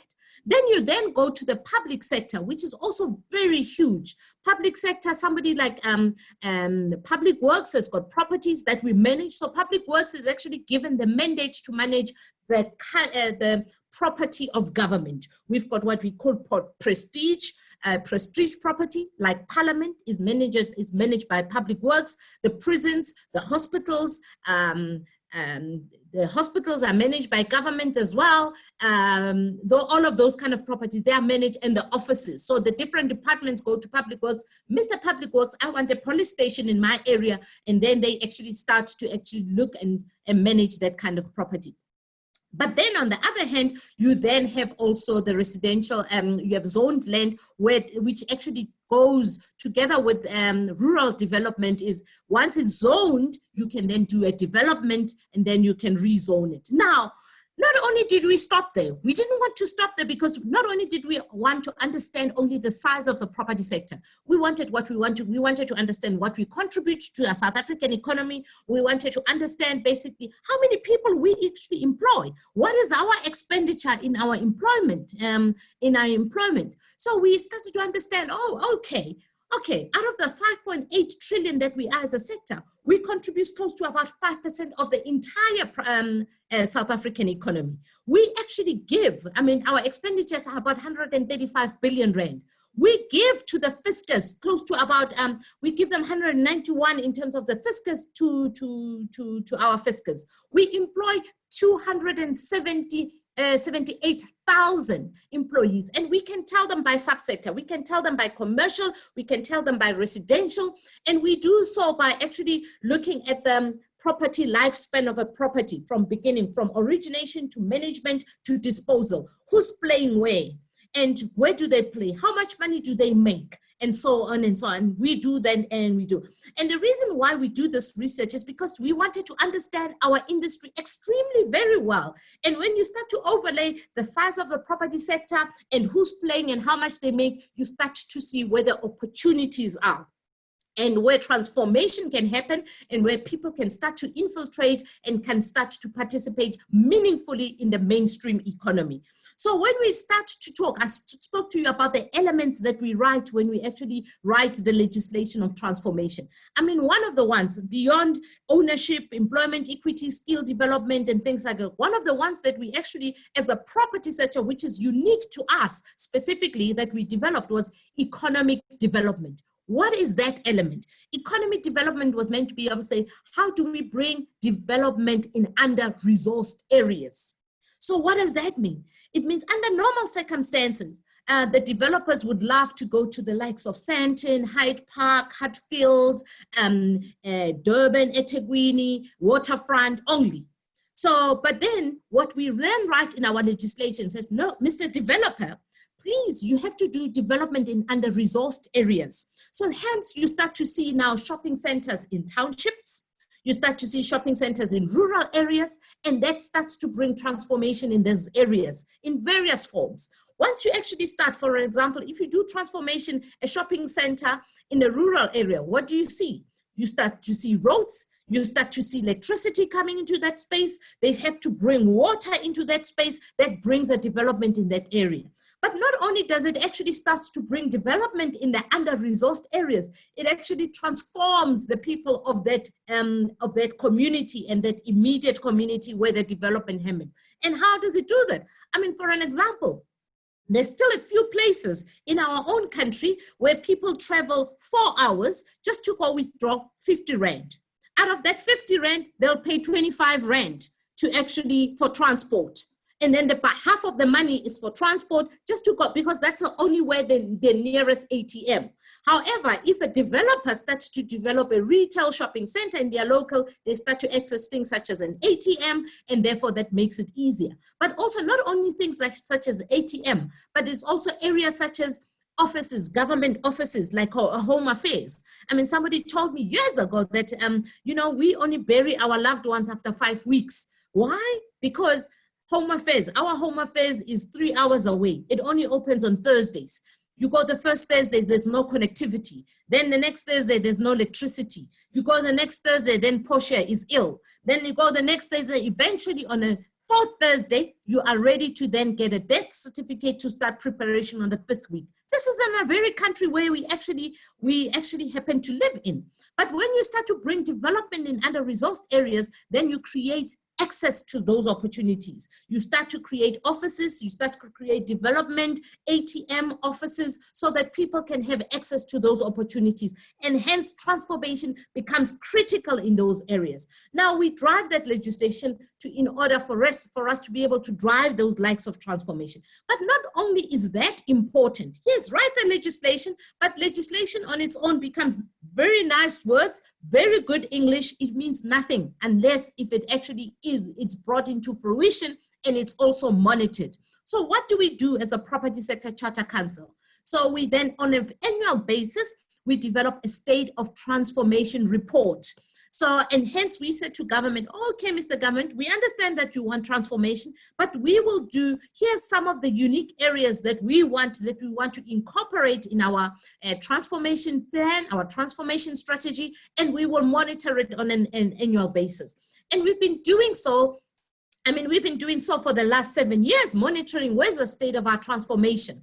Last year, our level, in terms of our level, and we refer to this as a recognition level of transformation, the highest being 1, majority of our sector, we were at level 4 in 2016, and level 4 is 17 and 18. We dropped a little in 2019, we are level 5 because there was a change of legislation. Okay. But the idea is that we monitor on a very regular basis to actually to start to see basically where do we actually transform. The idea is actually to make sure that there's areas we start to touch into areas that are important, and then we call the people in every sector, the estate agents, the valuers, the listed sector, the property owners, the asset managers, the researchers, the prop tech, and we say, Mr. Listed Sector, at 520 billion rand, then we've got 27 listed sectors that we have in a country that are under the REITs. They are worth 520 billion rand. We said, this is the targets that we had put for you in ownership, management, control, employment, equity, and these are the targets. You didn't meet the targets. This is where you are. There's the gap. What are we going to do in order to bring a lot of more Black people to participate in this area? And we do that with each and every segment that we have. Listed sector, property, asset managers, estate agents, and we do so in order to start to understand basically where the gaps are and how we can put intervention program to drive that transformation. And we've been doing that throughout the years. And that's our strategy in terms of how we then start to actually transform the economy from the perspective of understanding where we are, where we should be going. Thank you. I'm sorry for that. Okay. My leader. Ambassador Debbie, I think we need that speaker to be given time to finish. She's killing it. I think Africa is listening. Let's give her a few moments to finish well. Don't cut her, please. All right, no problem. Yeah. Okay. Yes. Now, I have, thank you. I have covered most of the major parts of really what really the strategy in terms of how South Africa intends to transform the industry by understanding the hard content. And this is where people, when people say, oh no, we can't transform, they say, no, what do you mean you can't transform? Because we happen to know what the sector looks like. We happen to know what you are making. We happen to know where the gaps are. So you can't say you can't transform. So it is from that perspective, and the research has actually equipped us so well, and we are so immense into the strategy. But not only have we done that, I mean, the president then came back to us and said, okay, Portia, we need to actually start to employ a lot of youth people. So all of these 12 sector charters, how are we going to drive our employment in our sectors? How are we going to drive that employment? So not only are we going to just come up with the numbers and say, oh, we're going to employ so many numbers, what are we going to do is that further we go deep into our research and say, okay, Mr. President, these are the indicators that drive our economy: confidence, market growth, this and that. And then we list them and say, if we grow our country at this level, this is how many people we can employ. Here are the gaps where it's going to open, and this is where it's going to open. This is how it's going to open, and this is where people are meant to be coming in and participating. And we would have written the right legislation with the right targets to enable not only people from various races, but in particular, out of all of those elements, there's line items for females. Females' participation has become key in our country, and also disabled people's participation has also become key. So in each of those, in ownership, we've got targets. How many women must own some of those countries? Management control, how many women must we have in the board of directors to actually influence those directions? How much money must spend on skill development to skill women? How much money must spend on procurement of women businesses? And we've written in all of those legislation a line item that also articulates very clearly what is the percentage that must be spent by government, by private sector, in order for you to be recognized with the right level for women to start participating in the industry. And we monitor that on an annual basis.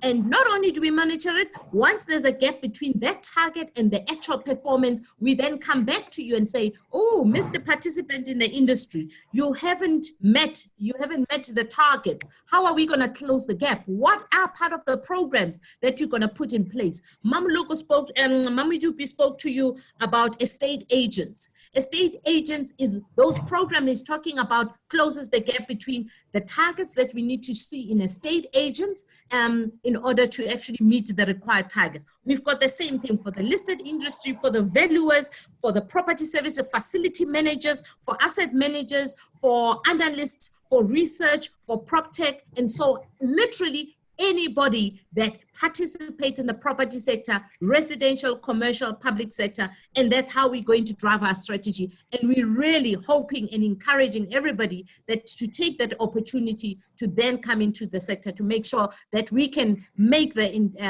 inclusive participation that we desire and see the targets at the right level. Thank you, Sis Debbie. Thank you so much for that. Wow. That one was the best.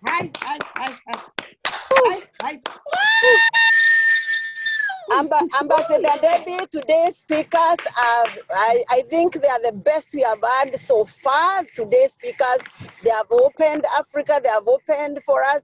I think we need to borrow so much from South Africa. Thank you, my sister. Thank you so much. Yes. And even the other speakers, they have really spoken. I think we have a lot to borrow from South Africa. Thank you. Yeah, I just want to make a disclaimer here. Can you write in your CVs, advocate, Mami Dupi, dynamite, and dynamite and met, and our rapture actors. In your CV, you must write, you are an advisor of World Women Leading Change. You are going to be part of the army of Ayla, President Ayla. Yes, yes. In your CV, thank you very much. You are going to receive a certificate because this is not marbles. Marbles here. This is true. business. Ambassador Debbie, she won't receive a certificate, but she'll receive an appointment letter as our advisor on real estate, including the other speakers I've had. We have quite a number of speakers there we are going to use in our group to educate women and empower women in Africa and also the world.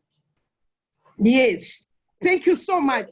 I have 5 questions. But before, 5 questions. Okay. Woo! This is very hard. We've got. I think I will, Ambassador Debbie. Maybe we give the floor to ask question. But I myself, I have 5 questions for these amazing ladies. Oh my God. But I want to also declare I'm a student of Professor Ayla. I'm not playing marbles. I'm now a real estate student, World Women Leading Change student. Myself, Rebecca Murudi, President Rebecca, we are the student of President Ayla. And you've got also your counterpart from Namibia, Tamdega. She's also part of us in the midst. But over to you, President Jigelela. And Dr. Ayla, as the teachers from Africa, already those great ladies there will support Dr. Ayla in teaching us to be real estate gurus. Yes. Any questions? Let's hear the question. Any questions from the floor? Oh my God. Any questions? My No? question. It's me, President Yes. Debbie. Yeah. Yes. I think firstly, let me appreciate both presentations from our lovely speakers. I just want to ask, I know some of the things, because we are all in South Africa, we are still going to meet and start to plan for other programs that we are going to have for real estate and infrastructure.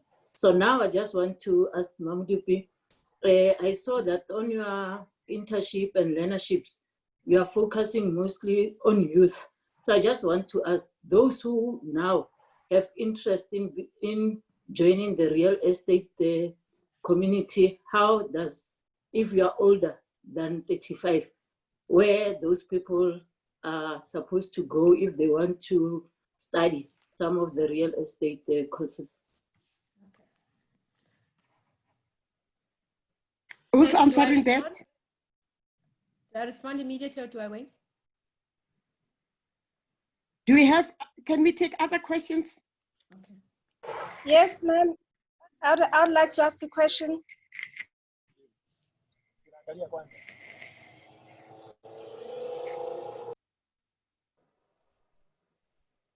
Is President Mankole? President? Yes. Yes, thank you very much for most brilliant presentations. Who are you? Lady, who are you? I am Mankole, President Lesotho. I would just like to applaud the ladies for a job well done.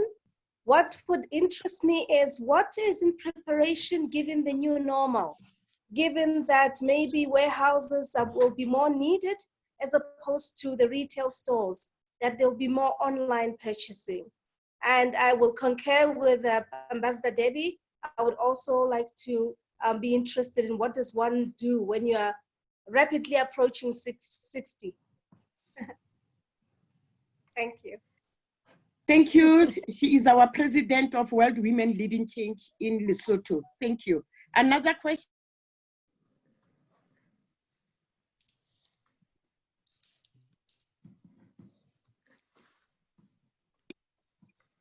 No questions coming forth, but there are 5 questions from Jigelela.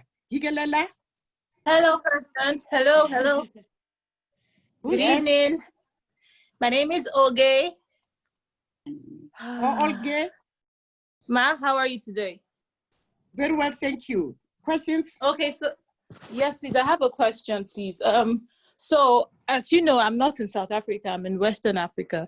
So I'd love to know, these programs, excuse me, are they open to non-South African indigenes? If yes, are the policies and certificates applicable internationally, globally, continentally? That's my question.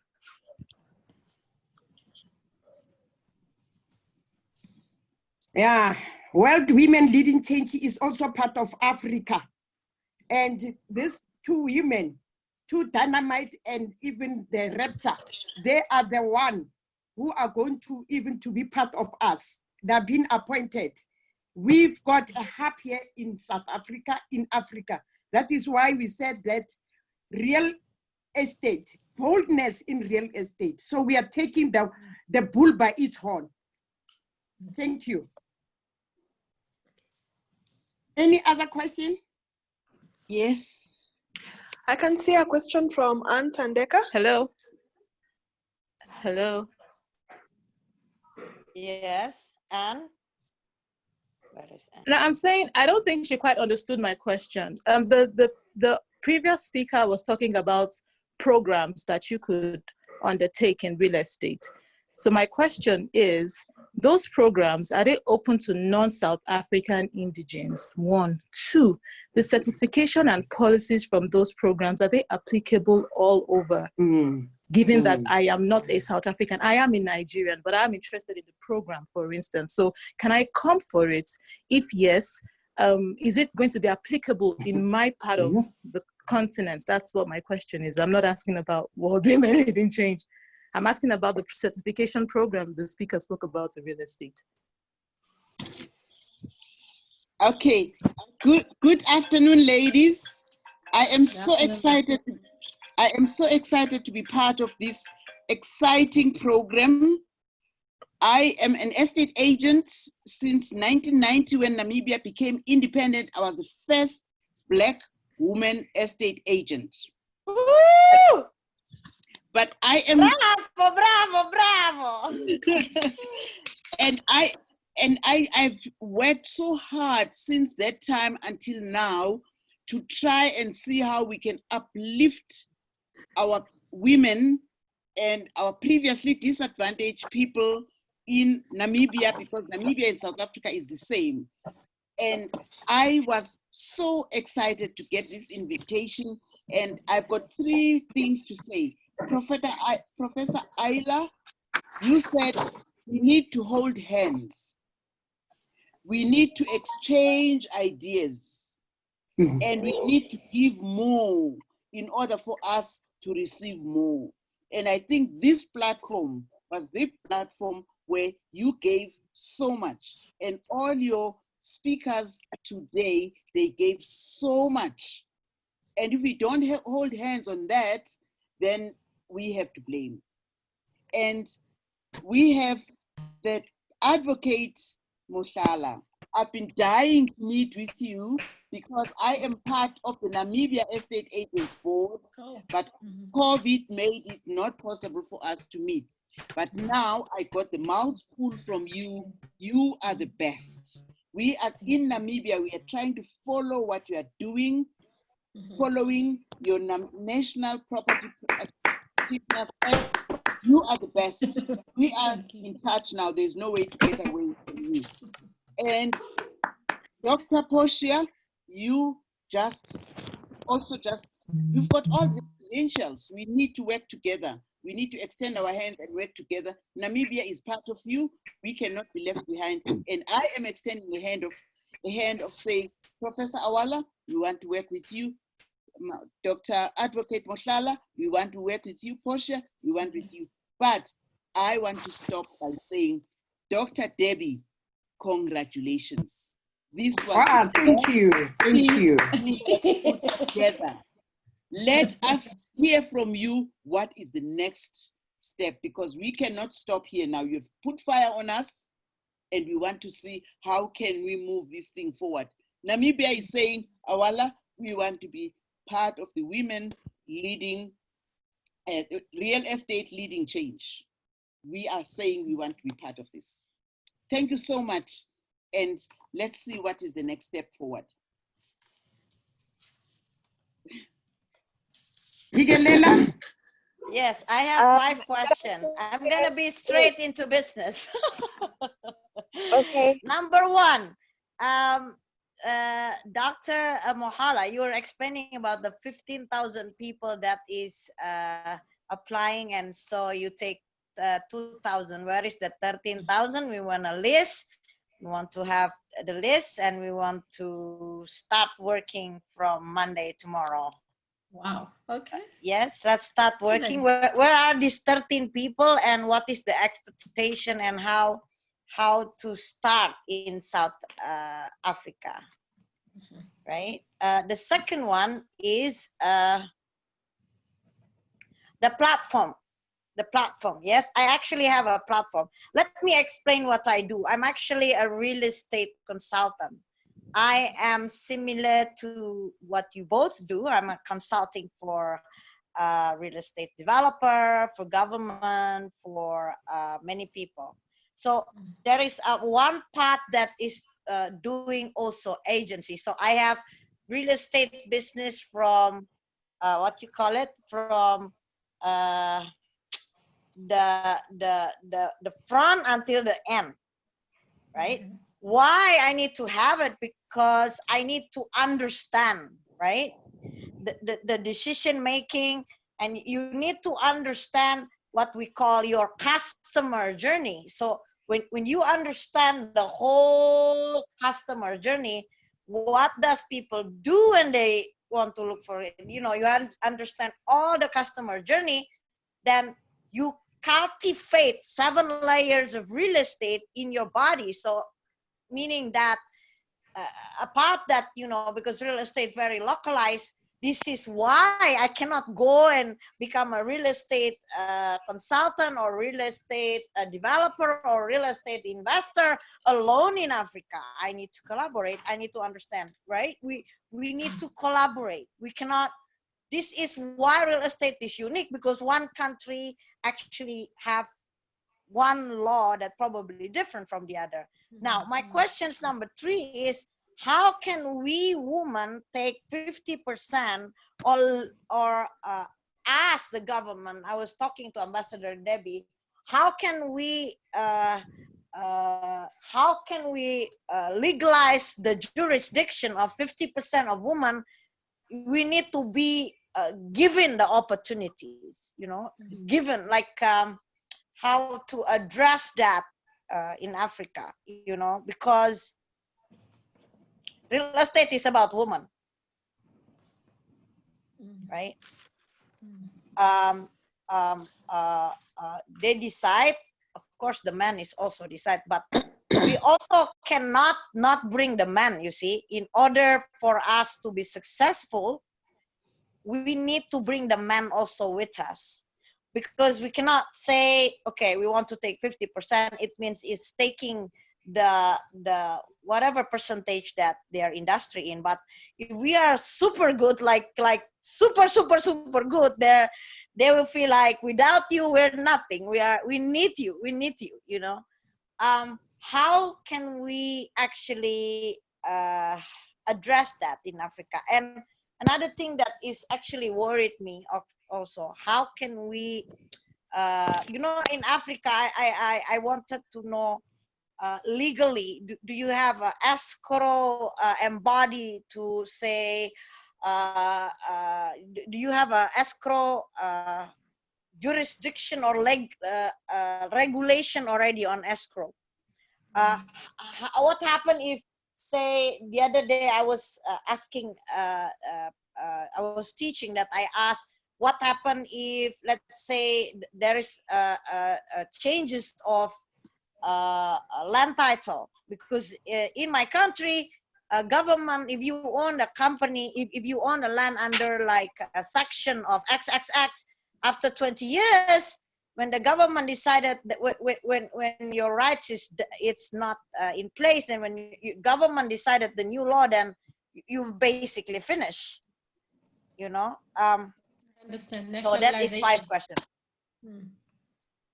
Yes. So where is the 15,000? Where is the 13,000? Give it. We want the list.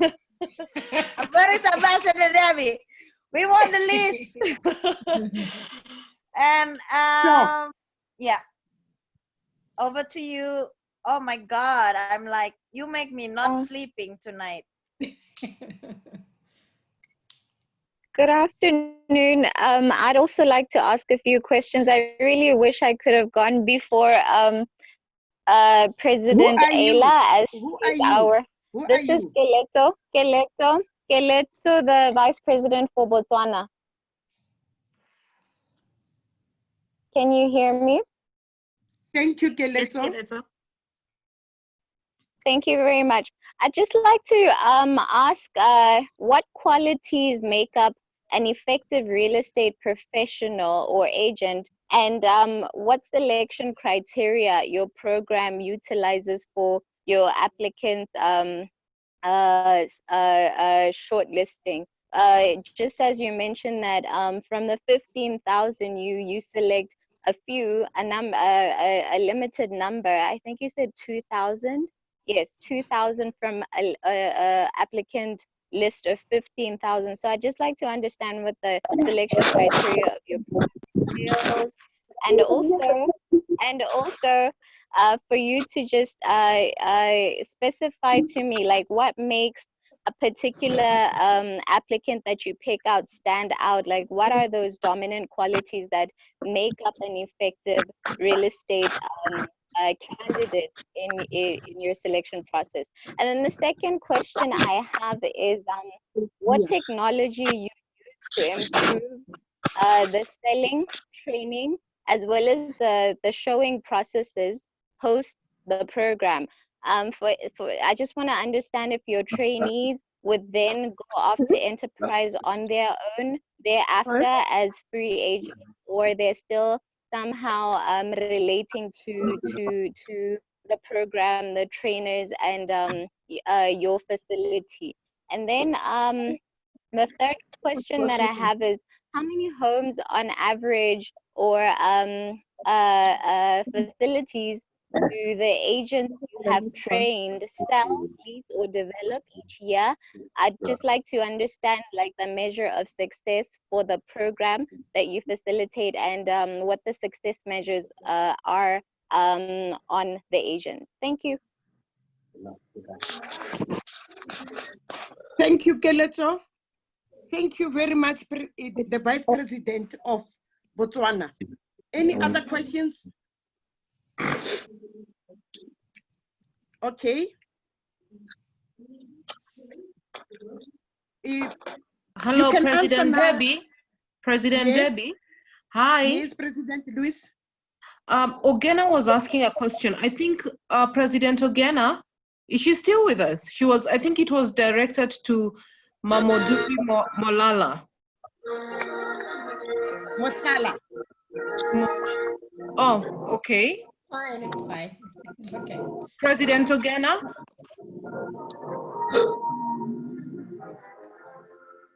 President Ogena, oh, she's left? President Ogena? Okay. Maybe I text her for later. Yeah, but she's still... Okay. Oh, yeah, she's still around. Them. I think maybe she's just walked away. It's all right, President Debbie. Thank you so much. You can continue. Yeah, but I wanted to emphasize you, the advisory committee of World Women in Leading Change, the advocate Mamudupi and the CEO Poshia, to say I'm the student, myself and Rebecca, and I hope our qualification, they are universally accepted from a dynamite like Mamudupi, a Professor Ayla. So we wanted to hear from you. We've got degrees, we've got postgraduate degrees, and what is it going to be our entry? I thank you.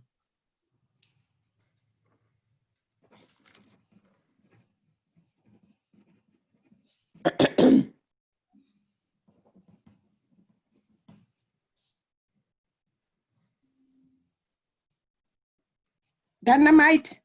Okay. Thank you. Okay, yes, now I was waiting for permission to respond. Okay, thank you very much for those questions. I'll answer the ones that I think are related to my presentation, and then Meta Osikati, then I think we'll take the rest. Okay, I think it was, the first one was from Memurudu. The issue around the internship and the amnesty program, you wanted to understand from an internship point of view and youth, what are the opportunities that exist for people who are not youth? Because when I spoke about the internship, I spoke specifically on the youth. That is why I also spoke to the incubation program, which is your SMME development. But I spoke from a point of view of you that we will all understand the acronym, and I need to apologize because I mean, from a South African perspective, everyone knows SME is small, medium, and micro enterprises, which is your entrepreneur development program. For that program, you don't have to be youth. Just so long as you are a person with an interest in the property sector, you are entitled to join that program. Over and above that, I also spoke to the amnesty program. The amnesty program is not age restricted. It's for anybody who wants to join the real estate sector. If you are Black, or if you are female, or if you are youth, or you have a disability, you can join that program irrespective of age. I think I also spoke to the issue around the qualifications that currently take 12 to 24 months to enter into the sector. But now we realize that we need to be more flexible with that, because people come with PhDs in philosophy, PhD in social anthropology, PhD in sociology. And historically, what used to happen, they would say, even if you have those PhDs, you need to start from scratch and be trained as if you're coming in with a matric. And we are saying, no, that cannot be right. We need to have a program in terms of which there's recognition of prior learning. If you are a person who comes in with qualifications into the sector, we should then be able to appraise those qualifications and say that qualification is equivalent or even more than what we would require, so you can come into the sector. All we then do is we give you a short touch-up course so that you know how to deal with an offer to purchase, the legalese that go into an offer to purchase, how you deal with a member of the public, how you deal with the fidelity fund, because obviously a member of the public who in any way suffers negligence at the hands of an estate agent can claim from our fidelity fund. And because that fidelity fund has an insurance underwriting it, we need to then make a guarantee that everybody who registers as an estate agent has met certain training requirements. But that does not require 12 months. We are saying we are shortening the training requirement to a period of 6 months. We place you with an estate agent, you work for that 6 month period, then you can come into the sector. And we certify you and you come into the sector. So we're coming up with all those initiatives to say that this is not the only entry methodology. There will be many different ways of entering into the sector. Maybe I should also talk to the question that was asked by Ambassador Dineo. At the end of the day, what we are trying to do is increase numbers. And people who are qualified, with irrespective of what discipline you may be qualified in, we believe that we need you in the sector and we need to grow our numbers. And in doing that, we are saying we are relaxing the entry requirements. Now, generally, if a person has got a degree or a diploma in real estate, it's automatic. They come into the sector. They're not even expected to write the exams. If a person has a qualification in law, they come into the sector, they're not expected to write the exams. But I'm sure you know why law would be included. The law was written by a lawyer, so they wrote their exemption into the law. But now we are finding that there are many other professions. Yes, the lawyers protected themselves from the beginning, so they wrote it in. But now we're saying going forward, people come from many, many disciplines. You've got nurses who are coming into the real estate sector. You've got former teachers, you've got engineers, you've got economists. They see the value in the property sector. We are now saying that we have come up with what we call an exemption matrix. And if you go to our website at the end of this session, Ambassador Dineo, I will give you all the details about the programs and the access to our website. If you go to our website, we've come up with what we are calling an exemption matrix. We're saying if people have diplomas, certificates, and degrees in certain disciplines, we will grant them the exemption, meaning that they can come into the sector without necessarily writing the NQF exam, which is the services CETA exam. But now the debate is still going on the PDE exam, which is the exam that we administer that is sector specific. We are saying people should be given an opportunity to sit for that exam, even if you haven't done the internship. If you can pass, then good and proper, you come in. And I mean, that exam is an open book exam. Written exams in your lifetime, that is not a difficult exam to study. You study the study material, you write the exam, and when you pass, you come straight into the sector. So we are trying to cut out all the red tape, because we are alive to the fact that pre-1994, for a person to be an estate agent, they didn't even write an exam. They never even went on a course. They would come into the sector, wake up one day, I want to be an estate agent. They would go sign an indemnity form and go and become an estate agent. It's only post-1994 that you find all these numerous requirements that are being put in place. And we are saying, are these requirements being put in place in order to limit the number of Black people who are coming into the sector, to limit the number of women who are coming into the sector, to limit the number of youth? So we need to remove those barriers to entry, because the sector was very effective, very prosperous and successful without all these limitations. But we're also mindful of the fact that in removing these limitations, we need to make sure that we still protect the consumer. That's why we're saying maybe people should be allowed to come in, write the exam, and then go into the sector. And that's what we are now, that's the point we're at. That's why we've got the exemption matrix. If you meet the requirement. How can we make that happen in Africa, Dr. Molala? Because I have a school, my school is only associate degree. I have a school, it's called Global Property Bank and Technology Center.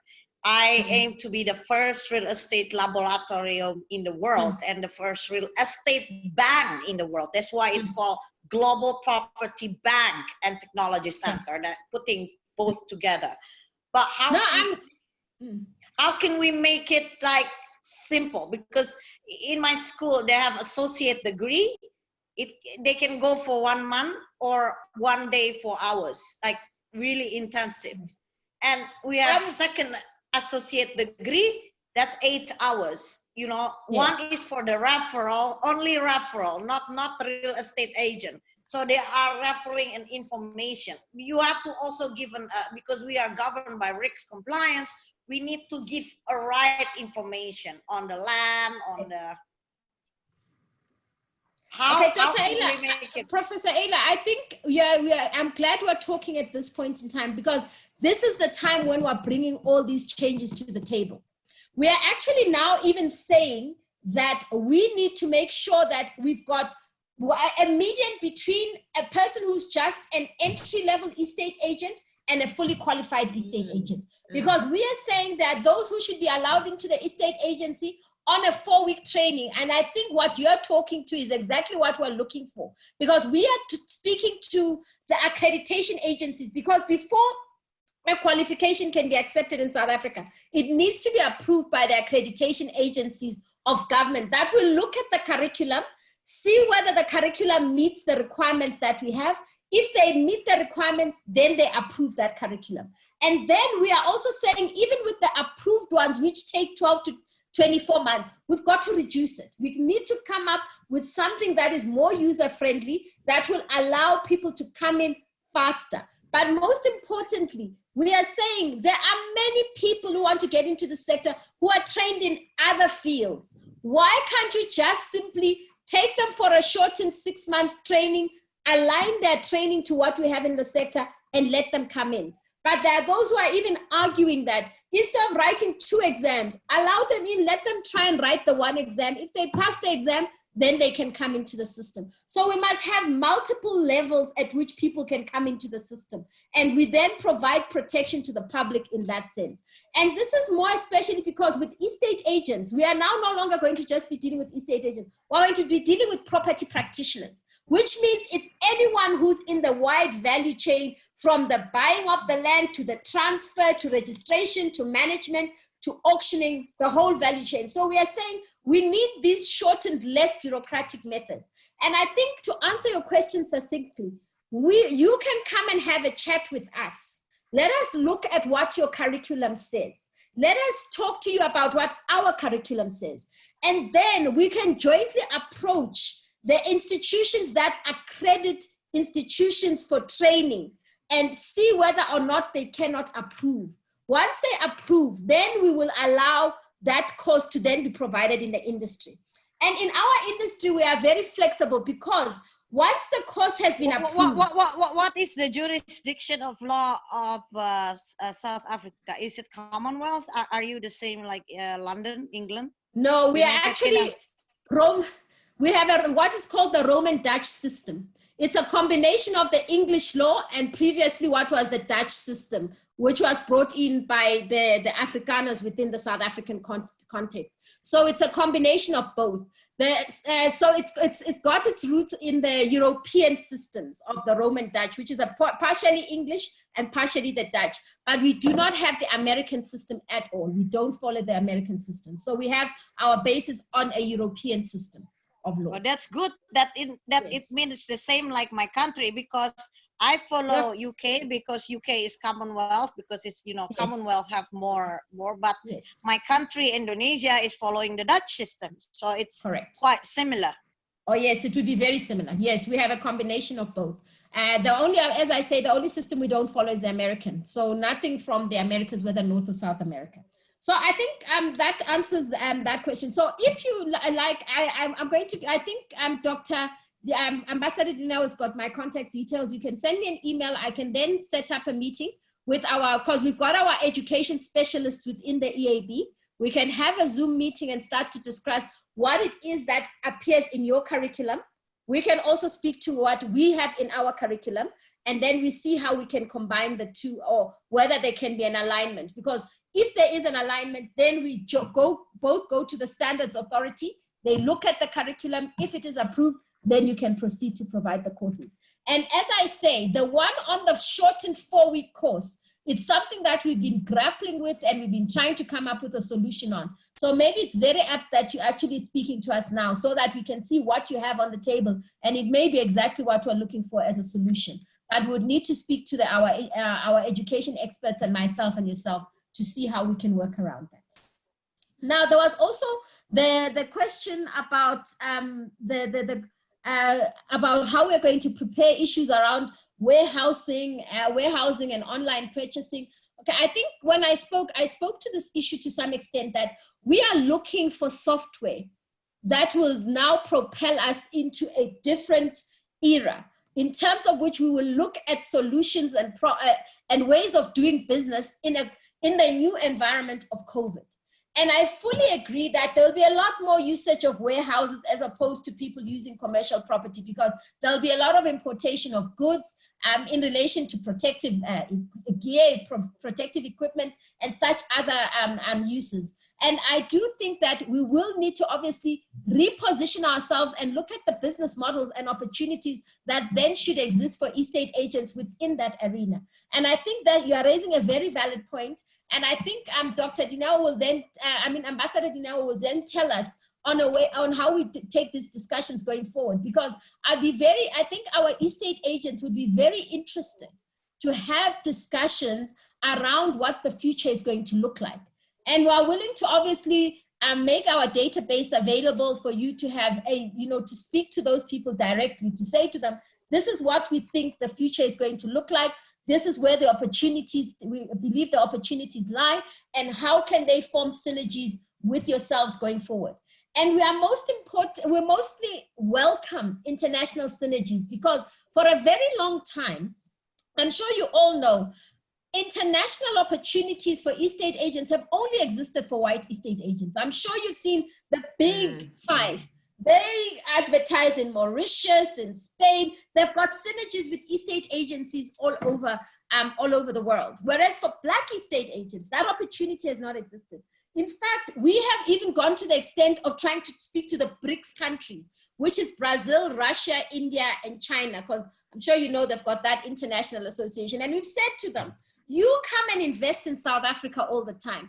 When you come and invest, use our estate agents, but also create opportunities for our estate agents in your countries. But that has somehow fallen on deaf ears. So I really appreciate this platform, because it now says there is an international audience that is available to South African Black estate agents. Yes, I am also on the top of it. I'm going to bring the biggest international real estate federation in the world. Actually, wow. Luis already met them last week.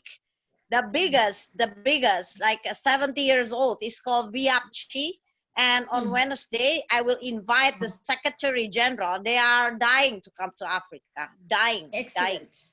Yes, no, excellent. And I think we are waiting for them with our bated breath. So I think this creates a great platform. So Ambassador Devi, you've done a great job by creating this opportunity.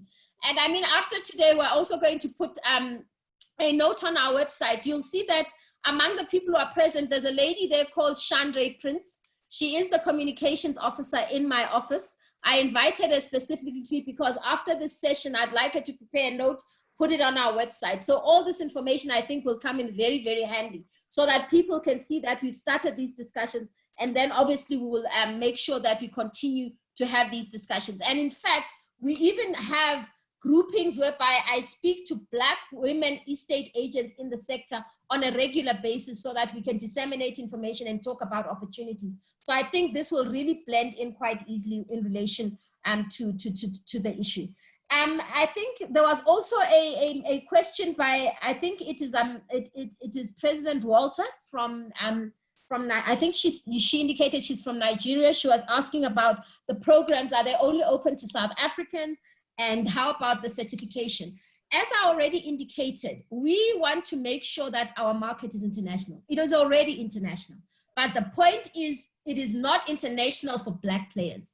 It is only international for white players. And we are saying we want to make sure that our Black estate agents, especially women, also get access to these international opportunities. Because I'm sure you know, real estate in South Africa is a highly priced commodity. And you find that many people from Africa come and invest in property now in our country, but how do they do it? They do it through white estate agents. We're saying they must now do it through Black estate agents. You also know that a lot of people from Europe come and buy property in South Africa because obviously there's protection of land tenure rights. We are saying, please let the gateway be through Black estate agents. And we are saying we see no harm in forming big conglomerates whereby it's international players with South African players, but those players must by all means be Black South Africans. Let the opportunities for joint ventures or joint working be opened up to Black estate agents. And that's why we are all here, and Meta Usikati has also spoken at great length, because we want to see those opportunities being realized by South Africans and especially Black women. So we look forward to that. Now, the issue of certification. If a person is a registered estate agent, for instance, in another country, and they want to come into South Africa to operate, as I said, similar to qualifications, we do an assessment. We check whether you meet the requirements. If you have met the same requirements in your country that are ascribed to South Africa, then we give you the accreditation. But if not, then we will explain to you whether you need to go through training and write the exam. And if so, the length of the training and which exam you'll be expected to write. So we do an assessment. The same way I believe that is also done in other countries, where you come in, you present your qualifications to the regulator. The regulator then makes an assessment whether those qualifications are acceptable, or alternatively, you need to undertake further training, and then they prescribe the further training that you need to undertake. And I just want to also indicate that we do have estate agents from all over the world, from many different countries that operate within South Africa. And most of them obviously have to operate legally, and they go through the same exercise of being assessed by the regulator, and then we make a determination. There was also Madam Tandeka from Namibia. We welcome the interest in meeting, and I believe that now that we've been on this platform, I'm going to please invite you to please send me an email. We will definitely have to welcome an engagement with our sister entities in the neighboring states, and we've always wanted to have these kinds of interactions. I know that we've had requests from Zimbabwe, and I think we've also had a few requests from, I think it was Botswana, if I'm not mistaken. But we are always willing to have the discussions and to extend the discussions. And definitely Namibia, neighboring state, a sister country, would be more than willing to have the engagement. So please let us take the matter and the discussion forward. President Chigelela, thank you very much. Okay, thank you. We are looking forward to this. Okay. Jigelela. Yes. Yes. Okay. The 5 questions, I think that some of them relate to me, and then some of them relate to Meta Usikati, and I'll hand over to her. The internships, we have the list, and we are more than ready. The 13,000 can be made available to you tomorrow, which then says to me, you are willing to come and invest in our country, but you're not just coming to invest, you're also here to create jobs. And I believe that you will get top of the agenda attention from the regulator, because at the end of the day, we want entities that will create jobs. In fact, I don't think you'll only get top of the agenda from the regulator, the board, the minister, the red carpet. We definitely want entities that will come and create jobs. And if you're saying you want our list of 13,000, you are welcome. Let us know. We'll make it available. We'll explain the modalities, and we will jointly engage with yourselves to go and find those young people and create meaningful. The percentage is woman or man percentage? The majority I would expect is young women, because their unemployment statistics are much higher among young women. But I can get you that information. But they're also spread throughout the country. They're geographically spread throughout the country. But all of them are under the age of 35, and they're unemployed. And the majority would be women. And we can make that information available to you. How about in South Africa? What is the commission rate for real estate agent? Do you know? It's anything between 6 and 11%. I'm sorry, between 4 and 11%, but the majority pitch it on 8% value of the property.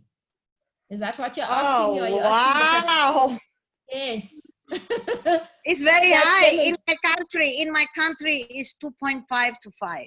Wow. Whoa. Okay. No, it's much higher in the South African context.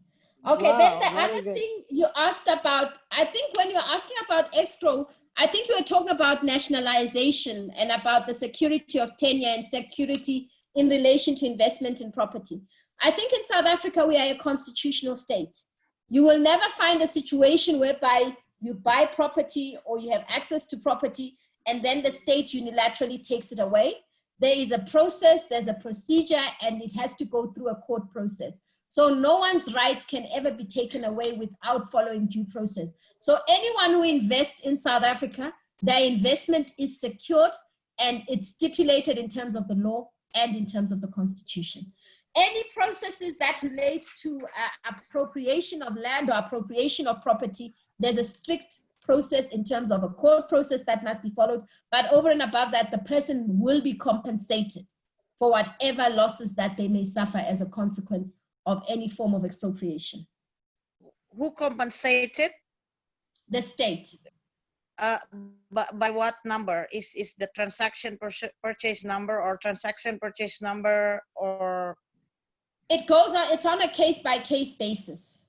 But they need to notify you, there needs to be a process, and there must be a historical basis in terms of which a person claims that land. You can't just wake up and say tomorrow, you know what, we're taking money, all the land away from people of a certain race. No, there's usually a process where a person will write and say, historically, this land was taken away from my family during apartheid. This is what happened. These are the circumstances.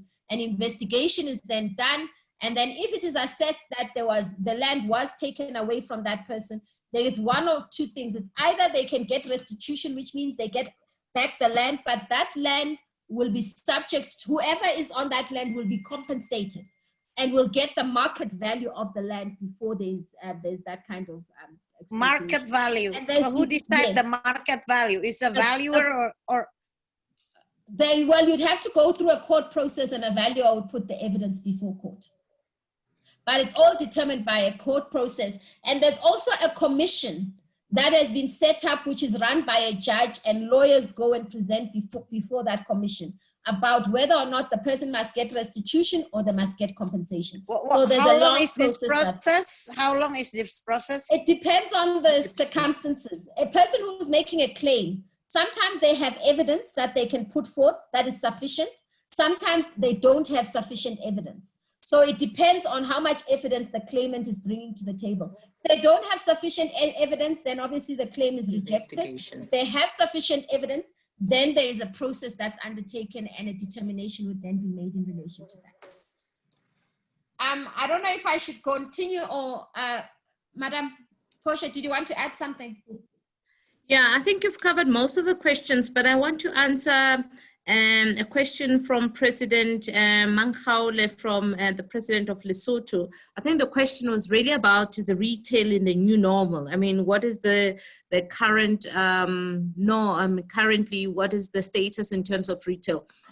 Excuse me. And I think you are very correct. Retail has actually taken a huge knock in terms of the COVID at this point. However, with the changes that you're currently seeing, excuse me, you're seeing that there's a lot of online commission. So retail will take a different form to the current retail as we know it today. So it may not be the retail as you know it, it will take a different form. So for an example, online shopping, you will see a lot of retail shopping center.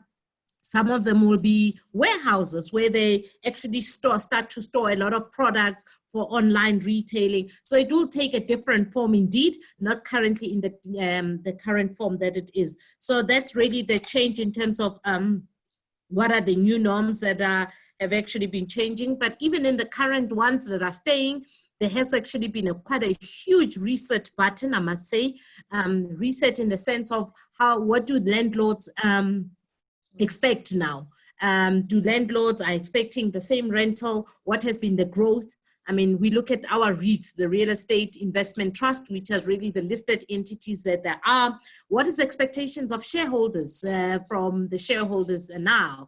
As a REIT, you would know that the REITs, you pay the entire dividend to the shareholders, but with this reset buttons made up due to COVID, shareholders are maybe no longer expecting 100%. Of course, to be a REIT, you actually have to give a minimum of 75 to 100%. The trend globally has been that 75% has been paid to the shareholders, 25% has been retained. But in South Africa, out of close to the 27 retailers, majority, actually close to 90% have been giving 100%, where in a sense where if you gave any less, the shareholders would literally punish you for it. But now that, you know, there has been that reset button, shareholders are now saying, well, maybe we should actually forfeit our dividend now in order to restore back. Because obviously we had a complete lockdown, just to share with the other countries, we had a complete lockdown for close to just over 66 days where there was a lockdown. So some of the small shopping tenants took a knock. They literally had to close down. Well, of course, and we've seen actually a lot of research where some of the other stores, such as chemists, grocery shopping of particular products, also took quite a growth in that entity. So we see the different dynamics from that perspective. So there has been quite a huge review. So the repositioning, as Mamodupi says, is actually going to be one of the things that everybody's going to have to relook. Not only the retail, the industrial, the office space. People have actually gone back and said, do we actually need office space? Now that we have not been going to offices, do we need the office space, or the extent to which we need office space? And if when you do, it's actually going to also look very differently. People are going to have hot desks. It's no longer the office as you know it. So it's going to be a hot desk. If I'm here today, I sit anywhere. If I leave tomorrow, somebody else can come in. And what has actually been that norm? So the office space will take a totally different shape and different to the different format to currently where it is. So those are the kind of the changes that are actually that we are going through, that we're experiencing right now. And the question also to President Ayla about when are we the 50% in terms of the women? I think really in terms of women, we are really geared up with specific intent that we are writing into the legislation to actually say how specifically, what is this target that we even want? We're no longer saying, yes, we just want Black people to come into the industry. We even saying in particularly women, and we are specifically the gender entity, we are raising the gender issues.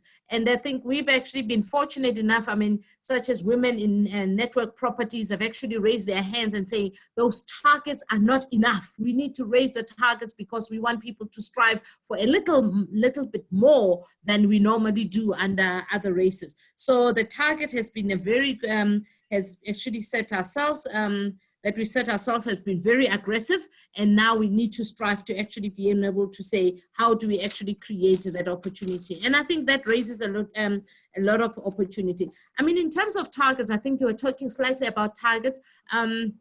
Our targets for unemployment is very high. I mean, we were talking, it actually would be, has increased in the last couple of weeks, as SA increased it, but 48% of the unemployed has been women, 48% of the current unemployed. I mean, we were talking on the basis of the 29% that has grown, and this is just shortly before the COVID. It was growing slowly from 26 to 27, we're talking 29. 48% has been women, and 55.2% has been youth between 15 to 24 has been unemployed. And then 63.4% has been youth between 15 to 34. So you see that with the youth, the reason why we've been so so aggressive with the youth, it's because there has been a high number of, the percentage in terms of the youth has been quite significant and quite a concern, because the youth is our leaders of tomorrow. We see about 250,000 kids that start school at grade 0, but only 60,000 actually finish off matric. So besides the dropout, I mean, with 6 million unemployed matriculants that we have, it means we have not been actually been able to employ a lot of matriculants that come out. So the aggression, and the reason why Mamedupi is saying actually we will lay the red carpet, it's because there's been so much, it's a government priority to drive employment, and within that priority list, the youth are amongst the top of the list, to be able to say, how do we bring the youth into the economically active population of South Africa? Because it is certainly a time bomb. We cannot continue to actually talk about employment and ignore that segment of the economy. Of course, it does not include the other segment of our economy. It includes all other segments of our economy, but the priority is, yes, indeed, is the youth, the women, the disabled. So it's all of the previously disadvantaged that have not actually been part of that process. Okay, Madam Sister Debbie? Yes. Yes. I think we left out the Vice President of Botswana, Meke Keletso. Yeah, Keletso. Yes. I think she asked 2 questions around the selection criteria for the interns and the entrepreneurs. I think it must be understood there's a separate process for the internship, and then there's a separate process for the entrepreneurs. With regard to the interns, that's the one whereby we obviously will interview them and determine whether they have what you call the X factor. And the X factor is really, why are they joining the property sector? Are they going to be sustainable? Are they doing it for just the money, or they've got a passion for it? And will they stand the test of time? Because it's not it's not an easy sector. So it depends on the kind of answer that a person would give, and there's no prescribed answer. It's why you would come into the sector. In fact, I conducted some of the interviews in the initial phases, and there's a young man who came through, and we asked him, why would you want to join the property sector? And he said to us, there's a simple reason why I'd want to join the property sector. My mother put me through university with money that she yielded from the property sector. And he said to him, but how is that possible? Because previously, Black people were not really allowed to own land, etc., etc. And he said, no, I grew up in a township environment. What my mother did is she built rooms in the back of her yard, and then she also subdivided her small stand and sold a portion of the front portion of her stand in order to allow somebody else to build another dwelling. And from the money that she made from the back rooms and the front dwelling at our house, she was then able to put me through university. And today I'm a BCom graduate, but I'm unemployed. And I have realized that the only way I'm going to go forward is to revert back to the property sector, which is what has made me and put me where I am today. And that immediately gave us goosebumps. And we said, this young man not only understands the value of property, but has lived through the empowerment through property. And another young lady came in and said to us, my mother is a domestic worker, meaning she's, I think in other countries you call it a house cleaner or such other term. She said, my mother is a domestic worker. I'm the first person in my family to have ever made it through to university through a government scholarship, and I want to make the difference. And I believe through this program, I'll be able to make the difference. So those are the kinds of answers that make you realize that this person has the push, not only to get into the sector, but will grow and sustain themselves. Now, the issue around entrepreneurs, as I said, we look at a combination of factors. You must have issues like, there must be women, there must be Black people. These opportunities are for Black people. And if you want to obviously take advantage of them, you need to partner with Black women in South Africa. And that will obviously entitle you to get access to those opportunities. So I've heard many questions around this issue of how do we get access to the opportunities. The fastest and best way to do it is to find Black women who are in this industry, partner with them, and then you'll be able to come into the sector faster, and you will be able to demonstrate that you're not just coming in to take advantage of the opportunities, but you have formed partnerships with South Africans, and you will be able to go further. And that will obviously put you in a good position to even come to the regulator and say, these are the people who are going to work with, and we want to take the opportunities going forward. And I believe that it's a tried and tested way, and the government accepts it, the regulator accepts it, even the laws in South Africa have stipulated that that is the best way forward. Then there was also a question from the Vice President of Botswana about what happens post-training. Maybe I skated through this issue very quickly, but what I said is the reason we have a two-pronged strategy, we have internship and we have enterprise development, is because we want to create these enterprises. And we expect that these enterprises will be sustainable. Then we take the young people that have been trained, they get employed in these enterprises. Then it becomes a sustainable equation, so that we don't just train you and then you go and we don't care about where you go.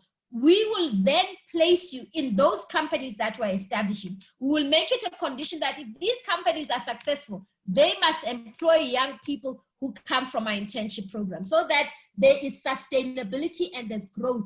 And don't forget, these companies we're going to establish, we're also negotiating contracts with them, with your public works and all these other entities. And we don't want a 1 year or 2 year contract. We're negotiating 10 to 15-year contracts. So we are saying these companies have to be sustainable. We've given you money, we've given you a business opportunity to sustain yourself, and we are also going to give you business advice on an ongoing basis. So we have given you a 98% chance at success. Then please create opportunities for other young people who are coming along, who are also part of the program. And we believe that will create sustainability, because right now we train you, then we expect you to go and work in an established estate agent. That has not got your interest at heart, because they have not gone through the challenges that you've gone through. In fact, you are going to be their competition. So what are the chances that they will train you properly? Those chances are slim to none. So we are then saying, let's establish companies who will come with the very same frame of mind as you, so that when these young people finish training, they go into enterprises where they are like-minded people. So that's the 360 plan with regard to transformation.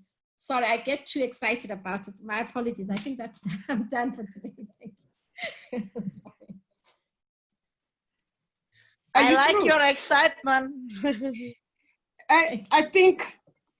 I think you should also feature, please, as we have requested, you must also feature in the Wednesday classes of Dr. Ayla, just to check. And seeing that you are the World Women Leading Change Advisory Committee, and you'll be receiving your certificates from Indonesia, from India, from Russia, from Europe, from America. That is how broad is World Women Leading Change. I think it has established itself in those 7 continents of the world. We have learned so much from you, and really we appreciate. But I'm going to hand over to President Mantole, the President of Lesotho, to give vote of thanks. And please, we need those, we need what you've been presenting, both the dynamite and also the rapture. We need them, please. I thank you. Over to you, President Mantole.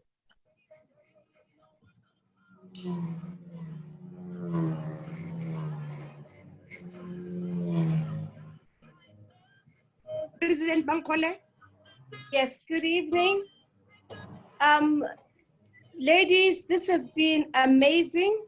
It has been food for thought. It's exciting. I know definitely President Ayla is, over the moon, because this is so passionate. She's so passionate about this. This has been an eye-opener. It has been very thorough.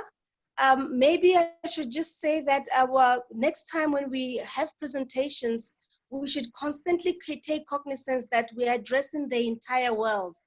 I come from the Sub-Sahara. I understand where Hyde Park is and where Sandton is, but others may not truly understand that. But overall, it has given us an excellent perspective of South Africa. I think all those investors who we're trying to encourage to come in have a firm understanding of what we have on the ground, and we have networked with highly informed people that will be able to work as a springboard to this. To all the president, all the participants, and all the excellent questions. I know that this has been a very long meeting, and to show participation has been very exciting because people stayed on the meeting. Congratulations, President Debbie, and all the other ladies who participated and informed us. Good evening and good morning.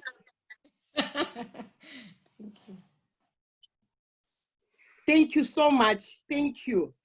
You know, this morning we were having kiddies were leading change. And one of the kiddies sang a song that I really love so much. She sang that there is an army that is rising up. Now we are an army of women. We are rising up. We are breaking this chain of male, white, dominated industry. It's about time. It is about time.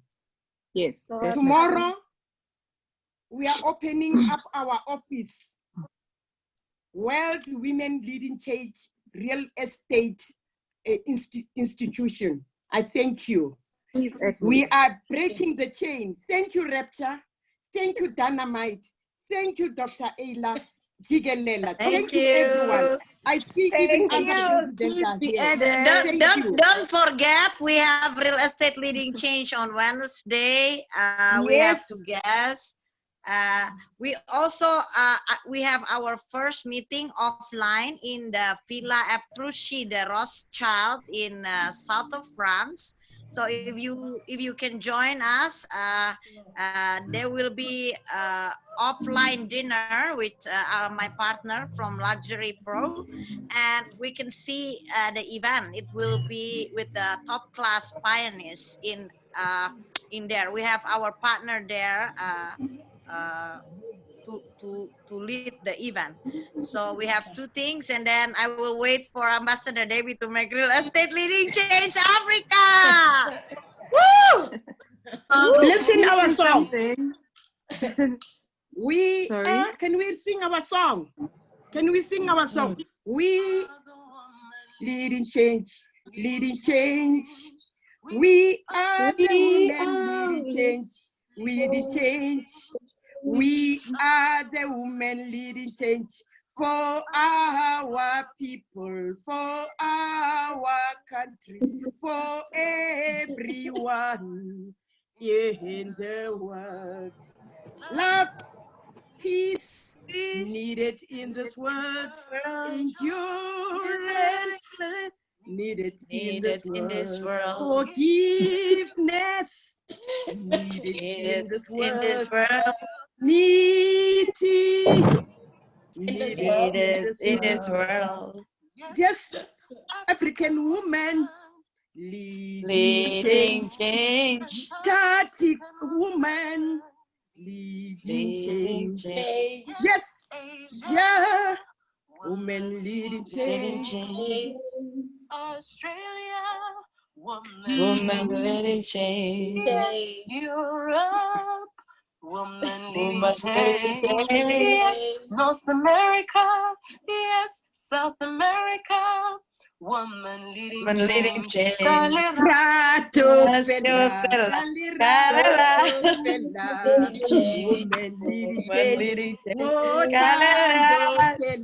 Motando Fela, woman leading change. Tando Fela, motando Fela, woman leading change. Indonesia.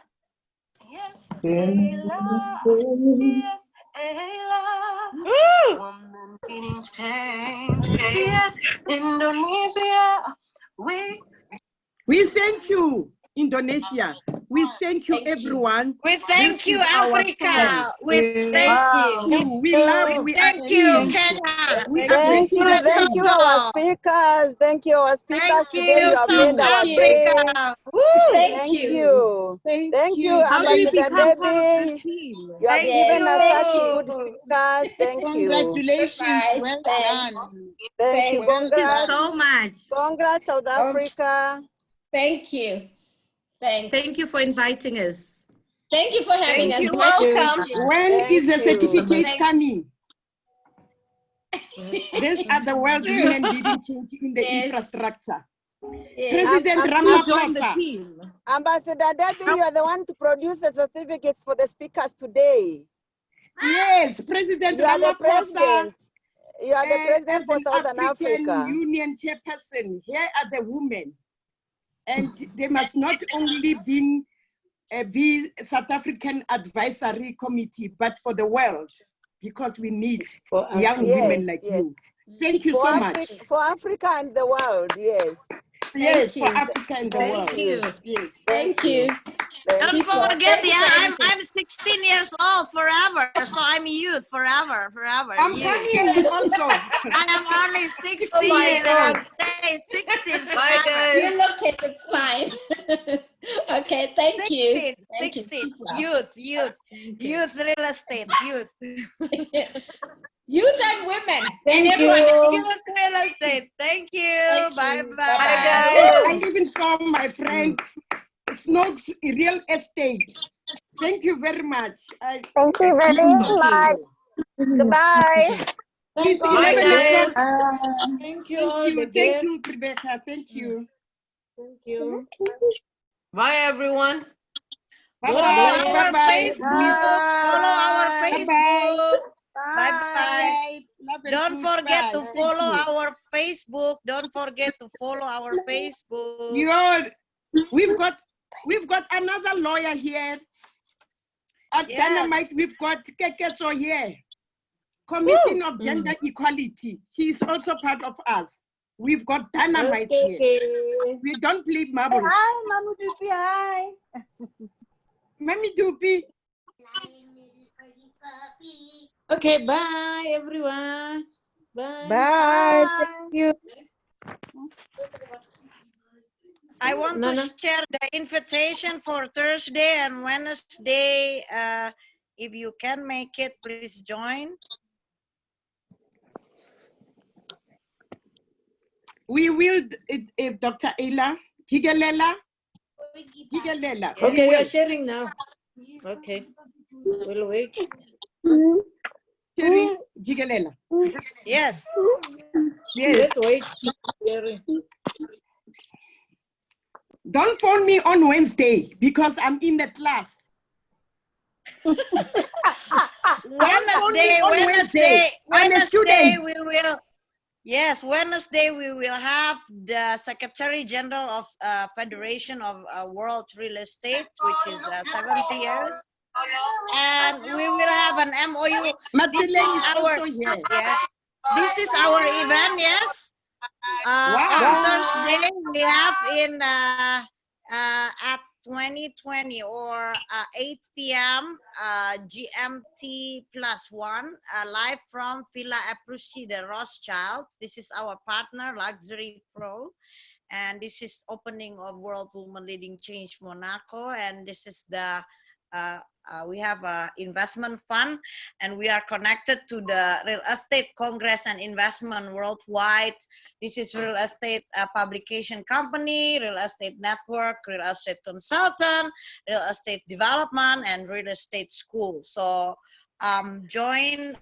This is our president for Monaco, and she chooses real estate as well. So join us on Wednesday at 7 a.m. GMT with me, and Thursday here. And I wait for Ambassador Debbie for the next Real Estate Leading Change Africa. Thank you. Thank you. Don't phone me on Wednesday. I'm in the class. I'm in the class. You must also be part of the student. Please. Oh my God, this is like 5 hours, 3 hours. Oh my God. Dynamite. Oh my God. Dynamite. Thank you.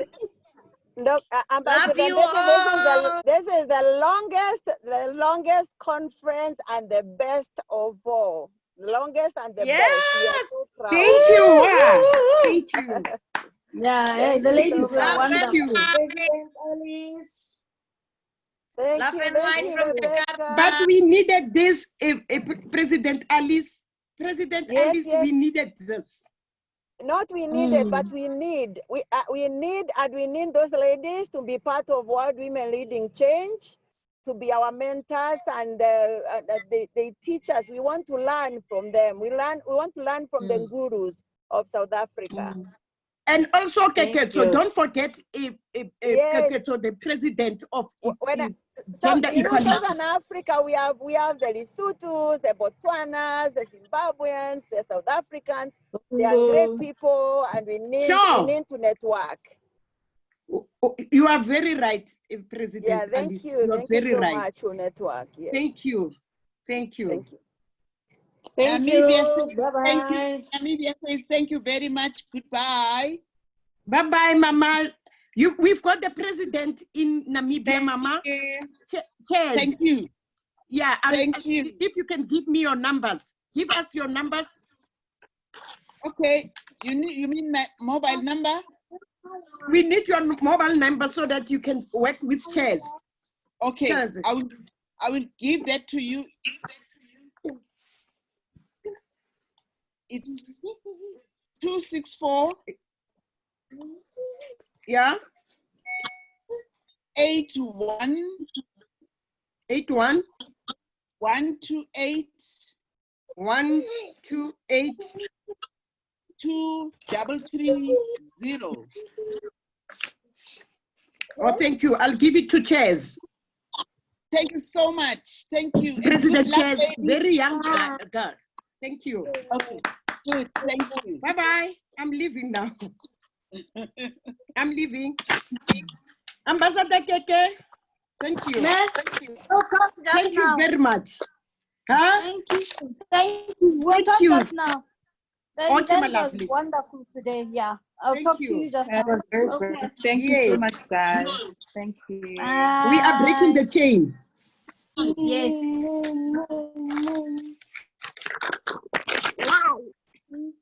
Bye-bye. Bye-bye.